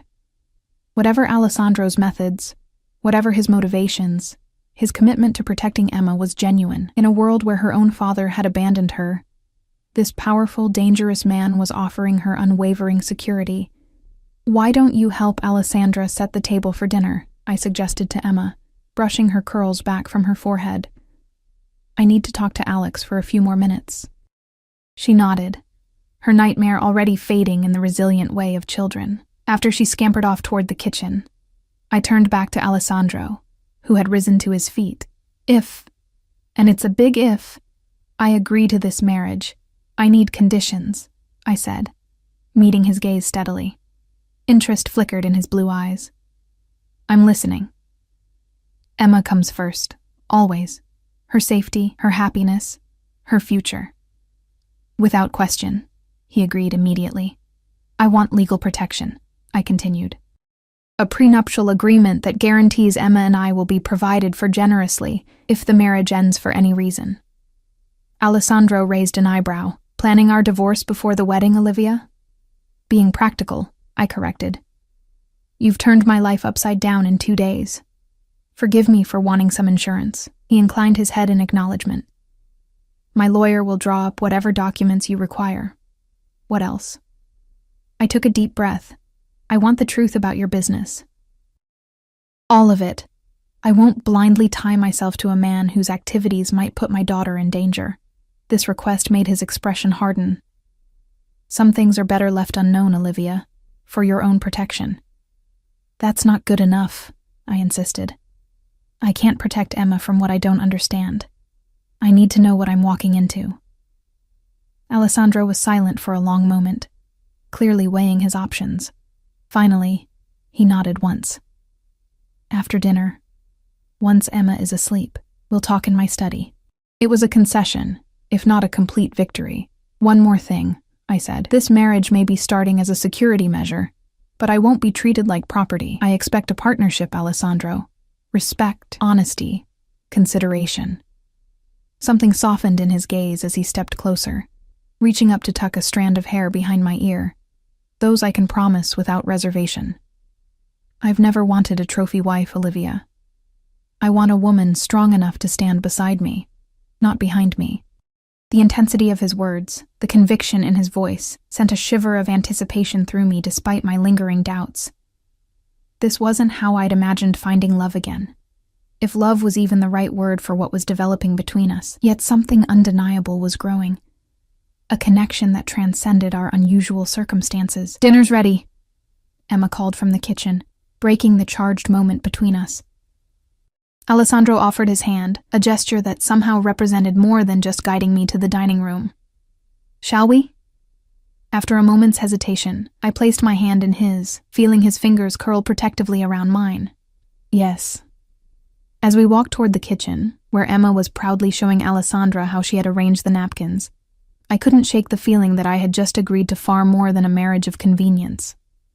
For better or worse, I had aligned my fate with Alessandro Russo's, a man as dangerous as he was compelling, as ruthless as he was kind, and somewhere deep inside, beneath the rational concerns and practical fears, a part of me thrilled at the prospect of belonging to him as completely as he clearly intended to possess me.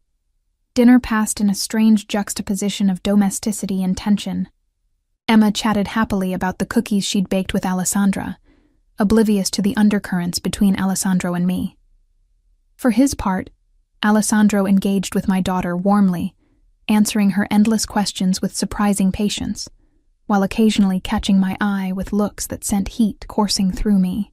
Alessandra observed it all with knowing eyes, her gaze moving between us with quiet assessment. When Emma began to yawn despite her protest that she wasn't tired, Alessandra offered to give her a bath and read her a bedtime story. "Can I have bubbles?" Emma negotiated, already sliding from her chair.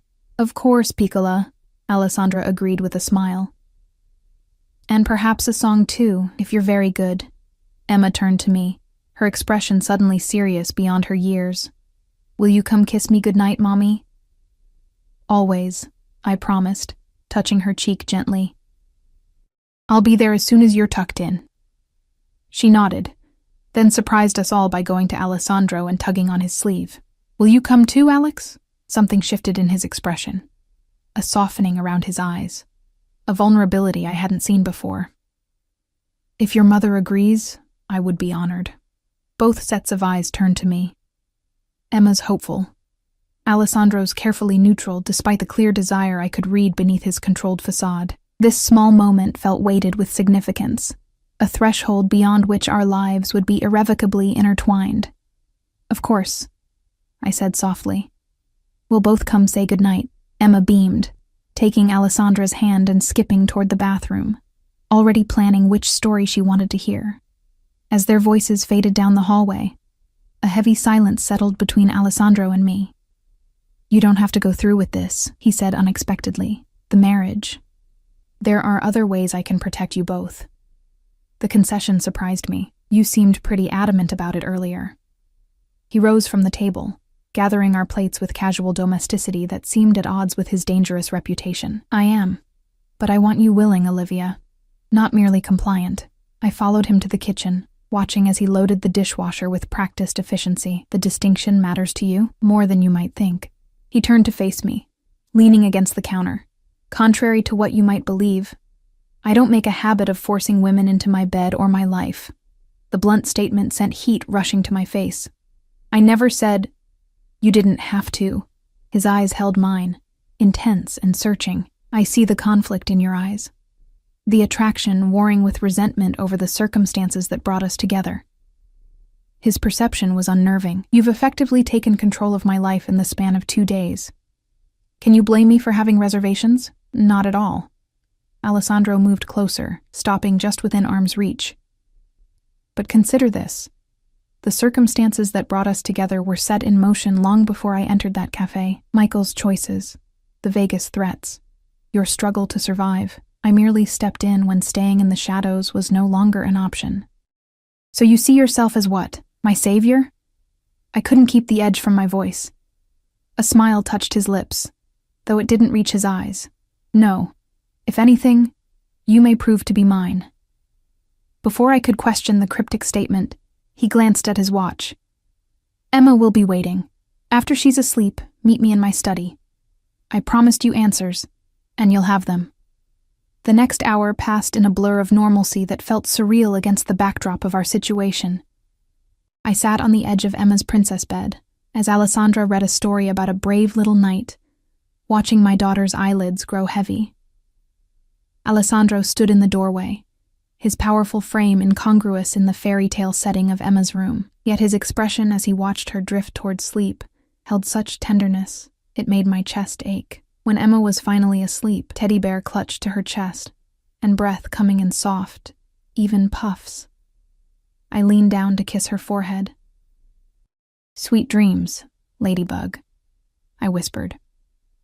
As I straightened, Alessandro approached the bed, hesitating briefly before bending to place a gentle kiss on Emma's curls. "Sogni d'oro, piccola principessa," he murmured. "Sweet dreams, little princess."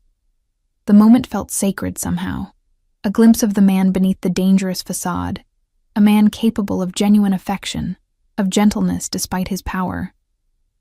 As we left the room together, his hand found the small of my back, guiding me with a touch that felt both protective and possessive. "She trusts you," I observed, as we moved down the hallway. "Emma doesn't usually warm to strangers so quickly. Children sense more than we give them credit for," Alessandro replied.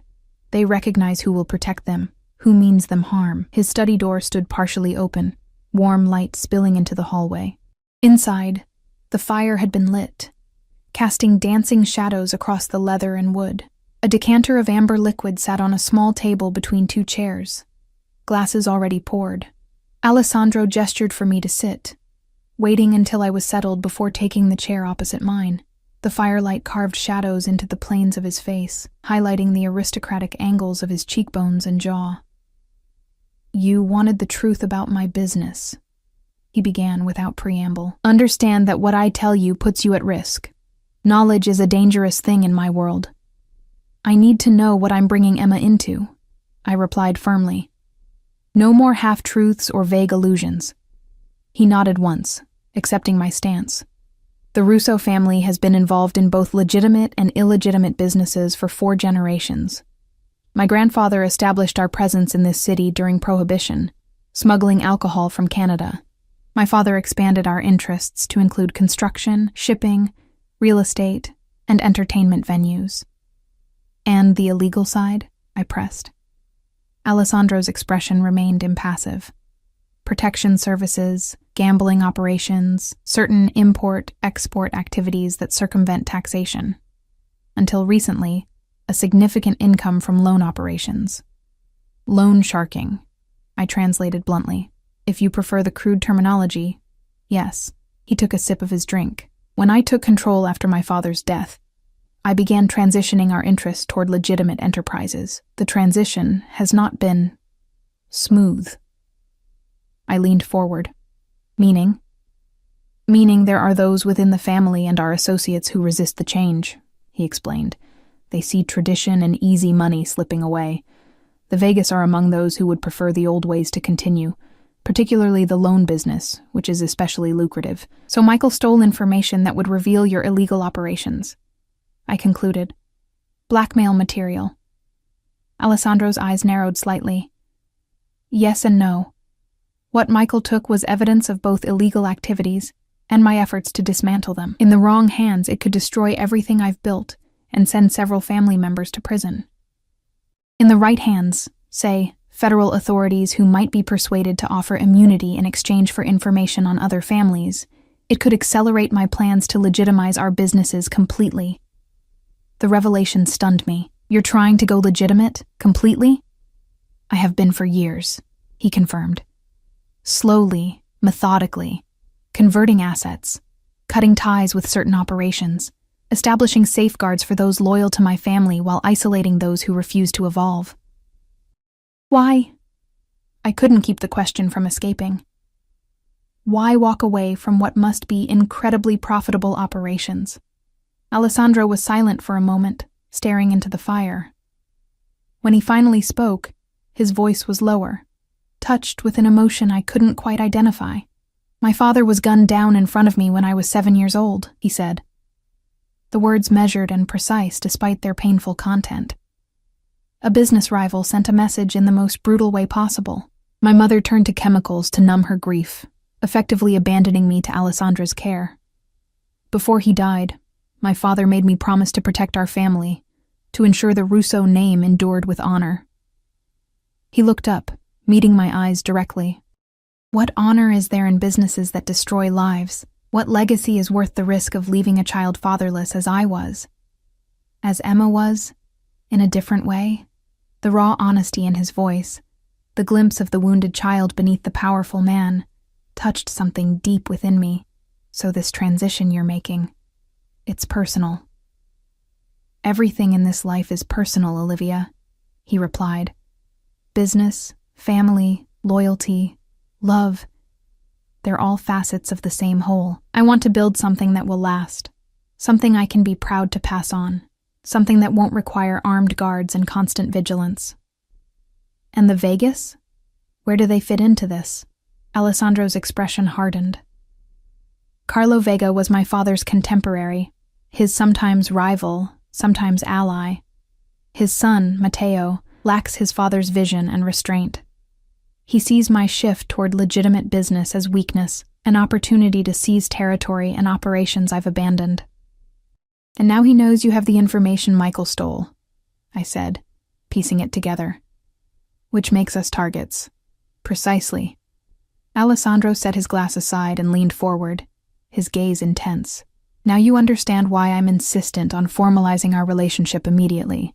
As my wife, you'll have the full protection of my family name, my resources, my influence. The Vegas would think twice about targeting you directly.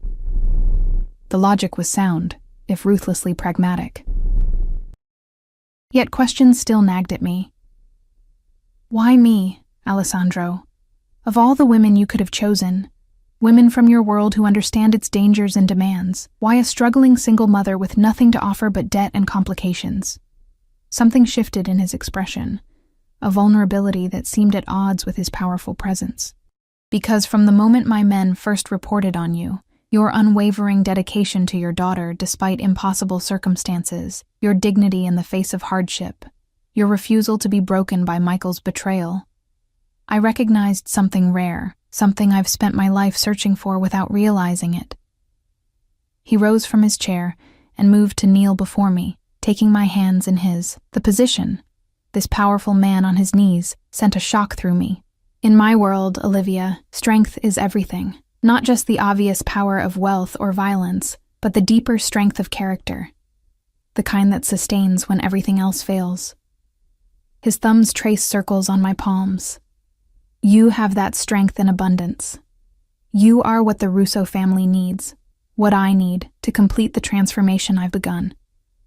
The intensity in his blue eyes, the raw honesty in his voice, made my heart race.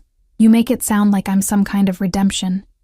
Perhaps you are, he acknowledged.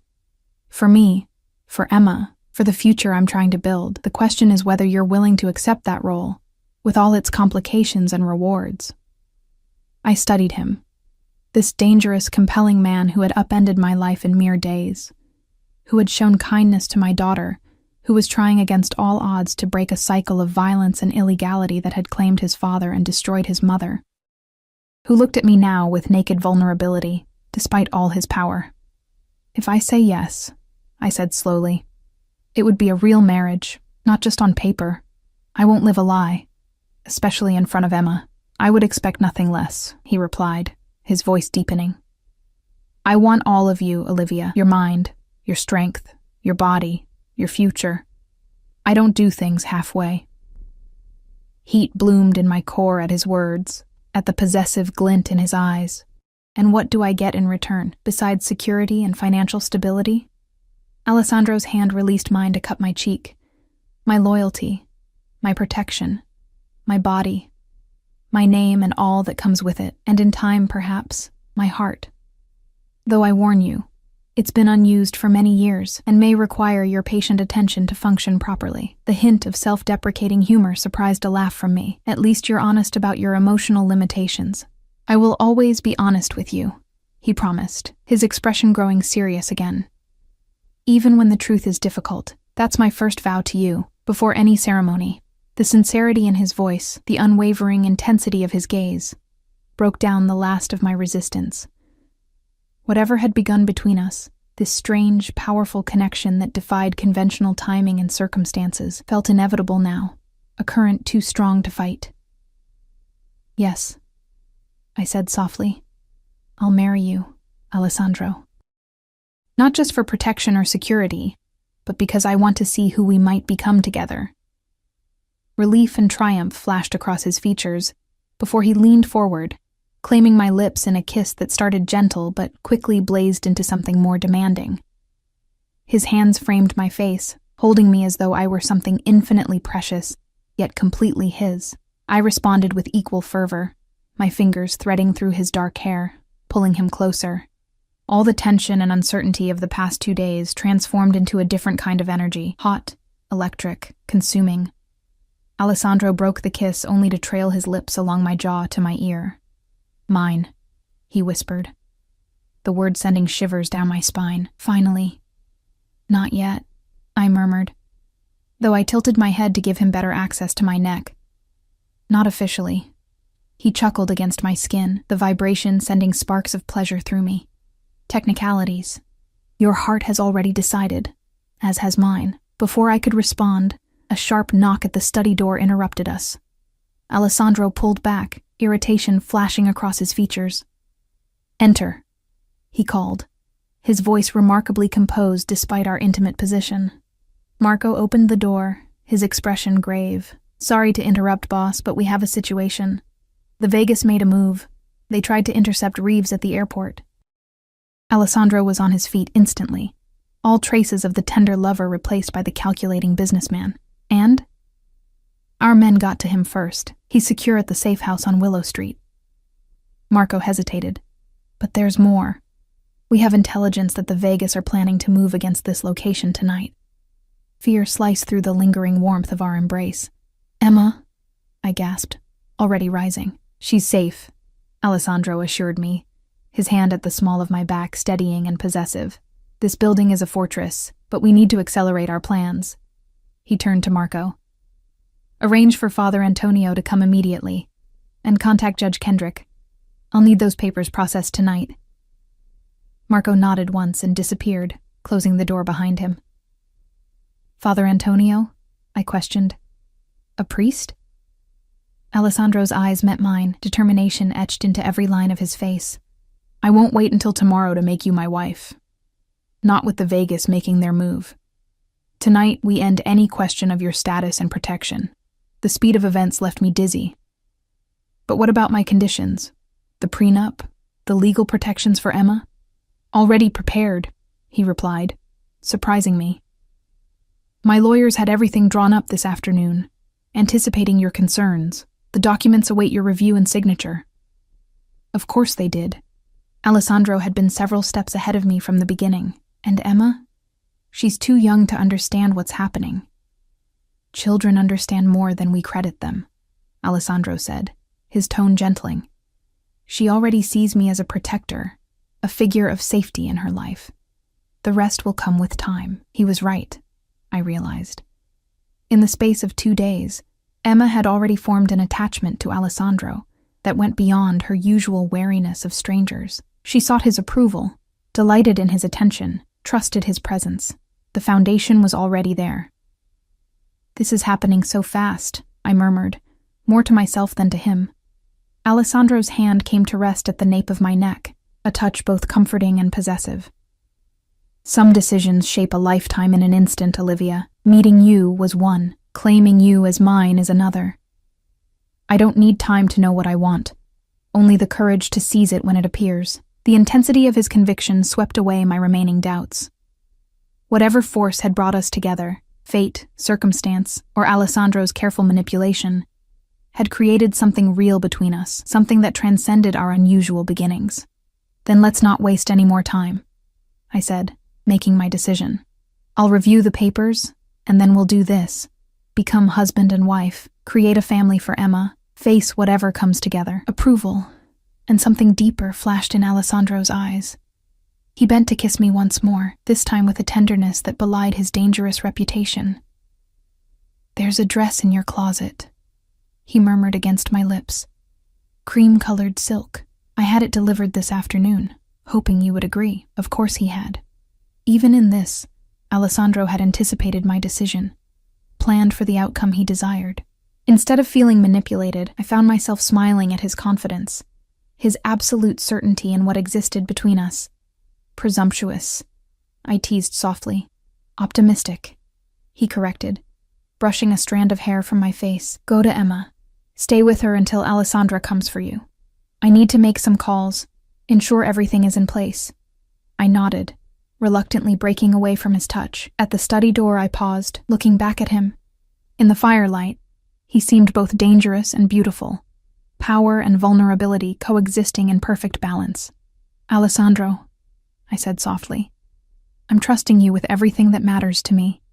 My daughter, my future, my heart. Don't make me regret it." His expression softened into something almost tender. "On my life, Olivia, you will never regret choosing me." The next hours passed in a blur of activity. I checked on Emma, still sleeping peacefully in her princess bed, unaware that her world was transforming around her. Alessandra helped me into the dress Alessandro had chosen, a simple sheath of ivory silk that fit as though it had been made for me, which it probably had been. My hair was arranged in loose waves, a single cream-colored rose tucked behind my ear. "You look beautiful," Alessandra said, adjusting the delicate gold bracelet she'd insisted I wear. It was my mother's, Alessandro's grandmother, a family tradition for Russo brides. The weight of history, of family legacy, settled around me along with the antique jewelry. "This isn't how I imagined getting married," I admitted. Alessandra's eyes crinkled with understanding. "Few things in life happen as we imagine them. It's how we adapt to the unexpected that defines us." She squeezed my hand. "My nephew has waited a long time to find someone worthy of his heart. He may not say the words easily, but his actions speak clearly." Before I could respond, a soft knock at the door announced Marco. "It's time," he said simply. The small ceremony took place in the living room, transformed by dozens of cream-colored roses and softly glowing candles.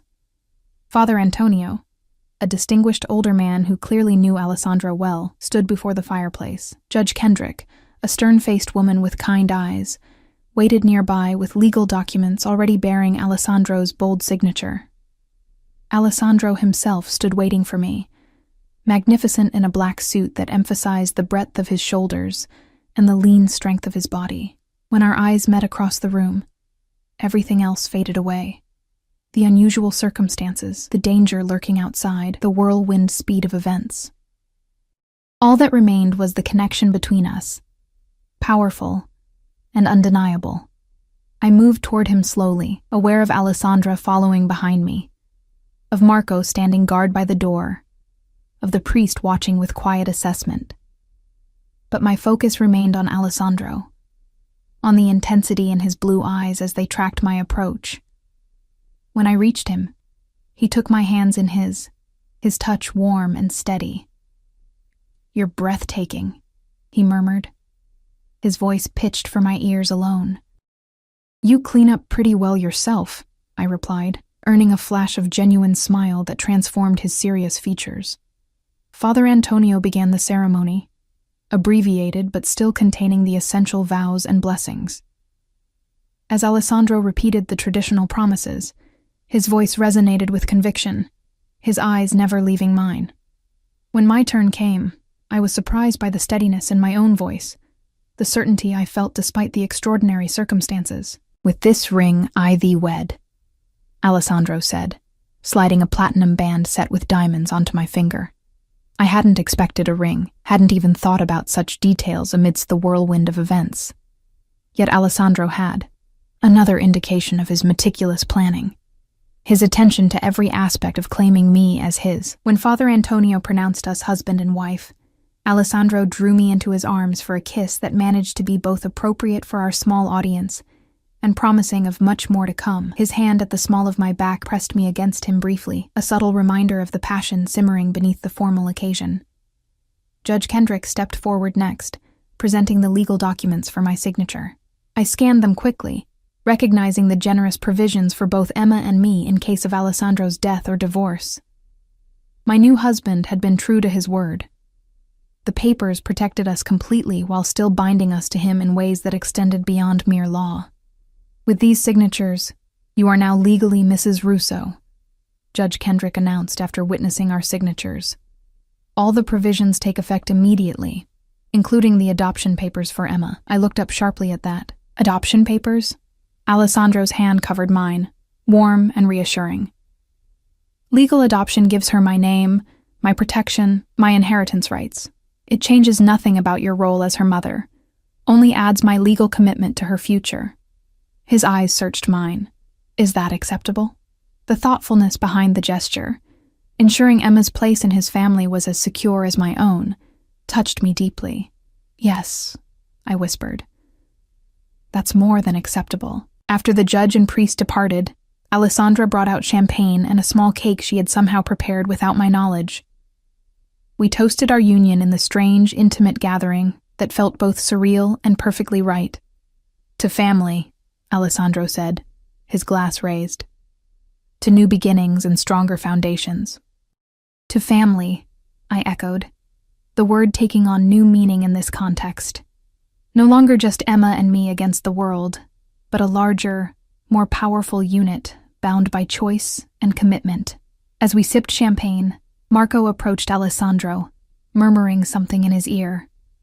Alessandro's expression hardened momentarily before he nodded once, dismissing his lieutenant with a gesture. What is it? I asked, once Marco had stepped away. The Vegas have backed down, Alessandro replied, at least for now. It seems news of our marriage has already spread through certain channels. They're reassessing their position. Relief washed through me. So Emma is safe? Emma has always been safe, he assured me, setting down his glass to take my hands in his. But now the world knows why. She is a Russo, as are you. My wife. My family. The possessive note in his voice, rather than offending me, sent a thrill of heat through my body. This powerful, dangerous man was now bound to me through law and vow, his protection and passion focused on Emma and me with laser precision. Alessandra discreetly excused herself, mentioning something about checking on Emma, leaving Alessandro and me alone in the candlelit room. The moment she departed, something shifted in the atmosphere. The formal ceremony giving way to the reality of our new relationship. Alessandro moved closer, one hand coming up to cup my cheek. Wife, he said softly, testing the word. Mine. Husband, I countered, surprising myself with how right the word felt. Mine. His eyes darkened at my reciprocal claim. Do you mean that, Olivia? Do you claim me as yours, despite everything? The vulnerability beneath the question touched me. This man, for all his power and control, needed reassurance as much as anyone. Perhaps more so, given his history of loss. Yes, I said simply. Whatever brought us together, fate, circumstance, your machinations, doesn't matter now. What matters is what we choose going forward. And I choose you, Alessandro, as my husband, as Emma's father, as my future. Something broke open in his expression, a wall crumbling to reveal raw emotion beneath. He pulled me against him, his lips finding mine in a kiss that contained none of the restraint of our earlier exchanges. This was possession, claiming, the full force of his desire unleashed now that the formalities were complete. I responded with equal fervor, my arms winding around his neck, my body melting into his. The silk of my wedding dress whispered between us, a barrier soon to be removed. His hands traced the curve of my spine, pressing me closer until I could feel every hard plane of his body against mine. I've wanted you from the first moment I saw you, he murmured against my neck, his breath hot against my skin. Sitting in that cafe, exhausted but still holding yourself with such dignity, I knew then that you would be mine. His confidence should have irritated me, but instead it sent heat pooling low in my belly. Even then you were planning this? Our marriage? Alessandro pulled back slightly, his eyes meeting mine with startling honesty. I was planning to protect you, to provide for you, to remove Michael's shadow from your life. The rest... His thumb traced my lower lip. The rest I hoped for, but didn't dare assume. The admission of uncertainty from this seemingly invincible man touched something deep within me. I raised my hand to his face, tracing the strong line of his jaw, the slight stubble emerging despite his earlier smooth shave. Take me to bed, Alessandro, I whispered. Make me yours completely. His pupils dilated at my words, desire darkening his blue eyes to midnight. Without warning, he swept me into his arms, cradling me against his chest as though I weighed nothing. "As my wife commands," he murmured, carrying me from the living room toward the master suite I hadn't yet seen. The bedroom, when we entered it, was a study in masculine elegance, deep blues and grays, rich wood, and subtle lighting that cast intimate shadows across the massive bed dominating the space. Alessandro set me gently on my feet beside it, his hands moving to the zipper of my dress with surprising delicacy for such powerful fingers. "I've imagined this," he confessed, his voice dropping to a register that sent shivers down my spine. "Undressing you slowly, discovering every inch of your body, claiming you as mine in the most primal way." The silk slipped from my shoulders, pooling at my feet in a whisper of fabric. I stood before him in only the delicate undergarments Alessandra had provided, cream-colored lace that left little to the imagination. Alessandro's eyes traveled over me slowly, appreciation and hunger evident in his gaze. "Beautiful," he breathed. "Even more perfect than I imagined." I should have felt self-conscious. My body bore the marks of pregnancy and motherhood, was softer in places than it had once been. But the raw desire in Alessandro's eyes banished any insecurity, replacing it with a heady sense of power. "Your turn," I said, reaching for the buttons of his shirt. He remained perfectly still as I undressed him, revealing the sculpted torso beneath his formal clothes.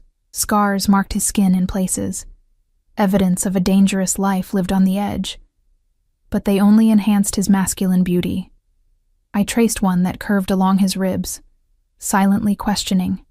"Knife," he explained simply. "Business disagreement years ago." I leaned forward to press my lips to the mark, a gesture of acceptance that made his breath catch audibly. Emboldened, I continued my exploration, undoing his belt, pushing his trousers down his powerful legs until he stood before me in only black boxer briefs that did nothing to hide his substantial arousal. When we were equally undressed, Alessandro pulled me against him, skin to skin, the contact sending electricity coursing through my body. His mouth found mine again, the kiss deeper, more demanding, as his hands roamed my back, my hips, learning the curves of my body with meticulous attention. "Tell me what you like," he murmured against my throat. "I want to please you, wife." The consideration in the midst of such passion touched me deeply. "Just touch me," I whispered. "I've been alone so long, Alessandro. Make me feel connected again." Understanding flashed in his eyes, comprehension of the deeper loneliness that had marked my life since Michael's betrayal, the isolation of single motherhood, the yearning for touch that went beyond the physical. "Never alone again," he promised, lifting me onto the bed with easy strength. Never. What followed was a discovery of each other's bodies, a mapping of pleasure points and sensitive places, an exchange of vulnerabilities transformed into strengths through shared intimacy. Alessandro touched me with reverence and hunger in equal measure, his skilled hands and mouth drawing responses from my body I hadn't known were possible. When he finally joined his body with mine, the physical connection mirrored something deeper forming between us, a bond transcending the circumstances of our meeting, the unusual speed of our relationship, the pragmatic reasons for our marriage. "Mine," he growled against my neck as we moved together, the word both question and declaration. "Yours," I gasped in response, my hands clutching his powerful shoulders. "And you're mine, Alessandro. Mine." The reciprocal claim seemed to inflame him further. His movements intensified, driving us both toward completion with single-minded focus. When release finally claimed me, it was with his name on my lips. Not the formal Alessandro, but the more intimate Alex, the name Emma had given him, the name that represented the man beneath the dangerous facade. He followed moments later, my name a prayer on his lips as his powerful body shuddered against mine. In the aftermath, he gathered me close, my head resting on his chest, where I could hear the strong, steady beat of his heart gradually slowing to normal. "I never expected you," he said after a long, comfortable silence, his fingers tracing patterns on my bare shoulder. "In all my planning, all my calculations for the future, I never accounted for someone like you entering my life." I tilted my head to look up at him. "Is that a good thing or a bad thing?" A smile touched his lips, a genuine one that transformed his serious features into something boyish and unguarded. "The best thing. You've upended all my careful plans in the most magnificent way," says the man who orchestrated our entire meeting and marriage in the span of 2 days. I teased gently. His arm tightened around me. I may have accelerated the timeline, but the connection between us, that was beyond even my control. He was right, I realized. Whatever had drawn us together, fate, circumstance, or Alessandro's machinations, had created something real between us, something that transcended our unusual beginnings. In the space of 2 days, this dangerous, compelling man had become essential to me in ways I was only beginning to understand. "What happens tomorrow?" I asked, settling more comfortably against him. "With the Vegas, with Michael, with everything." Alessandro's hand stroked my hair, the gesture soothing and possessive. "Tomorrow we begin our life together. I'll deal with the Vegas, permanently this time. Michael will be given his new identity and escorted out of the country. And you," he tilted my chin up to meet his gaze, "you will start getting used to being Mrs. Russo, with all the privileges and responsibilities that entails. And Emma?" His expression softened at the mention of my daughter. "Emma will have everything she deserves: security, education, opportunities, and a father who will never abandon her." The sincerity in his voice was unmistakable. Whatever else Alessandro Russo might be, dangerous businessman, powerful crime figure transitioning toward legitimacy, ruthless protector, he was now irrevocably committed to Emma's well-being. "She already loves you, you know," I said softly. "Children have amazing instincts about who will protect them." "She's extraordinary," Alessandro agreed. "Like her mother." He shifted to hover above me, his blue eyes intense in the dim light. "I don't say these words easily, Olivia. They've rarely passed my lips since my father's death, but I need you to hear them now, to understand what you've awakened in me." My heart raced as I waited, sensing the significance of the moment. "I love you," he said simply, the words carrying the weight of absolute truth. "I think I began loving you from the first reports about your strength, your dignity, your devotion to Emma. And now that you're mine, truly, legally, physically mine, I find that love has only deepened." Tears pricked at my eyes, unexpected emotion welling up from somewhere deep within. This dangerous man, this complex mixture of ruthlessness and tenderness, had offered me not just protection and security, but his heart, a gift I suspected few had ever received. "I'm falling in love with you too," I admitted, the truth of it surprising even me. "It's too fast, too soon by any rational measure, but the heart follows its own timeline," he finished, bending to brush his lips against mine. "And now we have a lifetime to let that love grow stronger." As he claimed my mouth again, as our bodies began the dance of desire once more, I embraced the extraordinary truth of our situation. In the span of just 2 days, I had gone from struggling single mother to the wife of one of the most powerful men in the city, from fearing Alessandro Russo to giving myself to him completely, from isolation to belonging. Tomorrow would bring new challenges, adjusting to life as a Russo, navigating the complexities of Alessandro's world, building a genuine family for Emma. But tonight, in the circle of my new husband's arms, I felt something I hadn't experienced in years: absolute security, bone-deep contentment, and the exhilarating certainty that I was exactly where I belonged.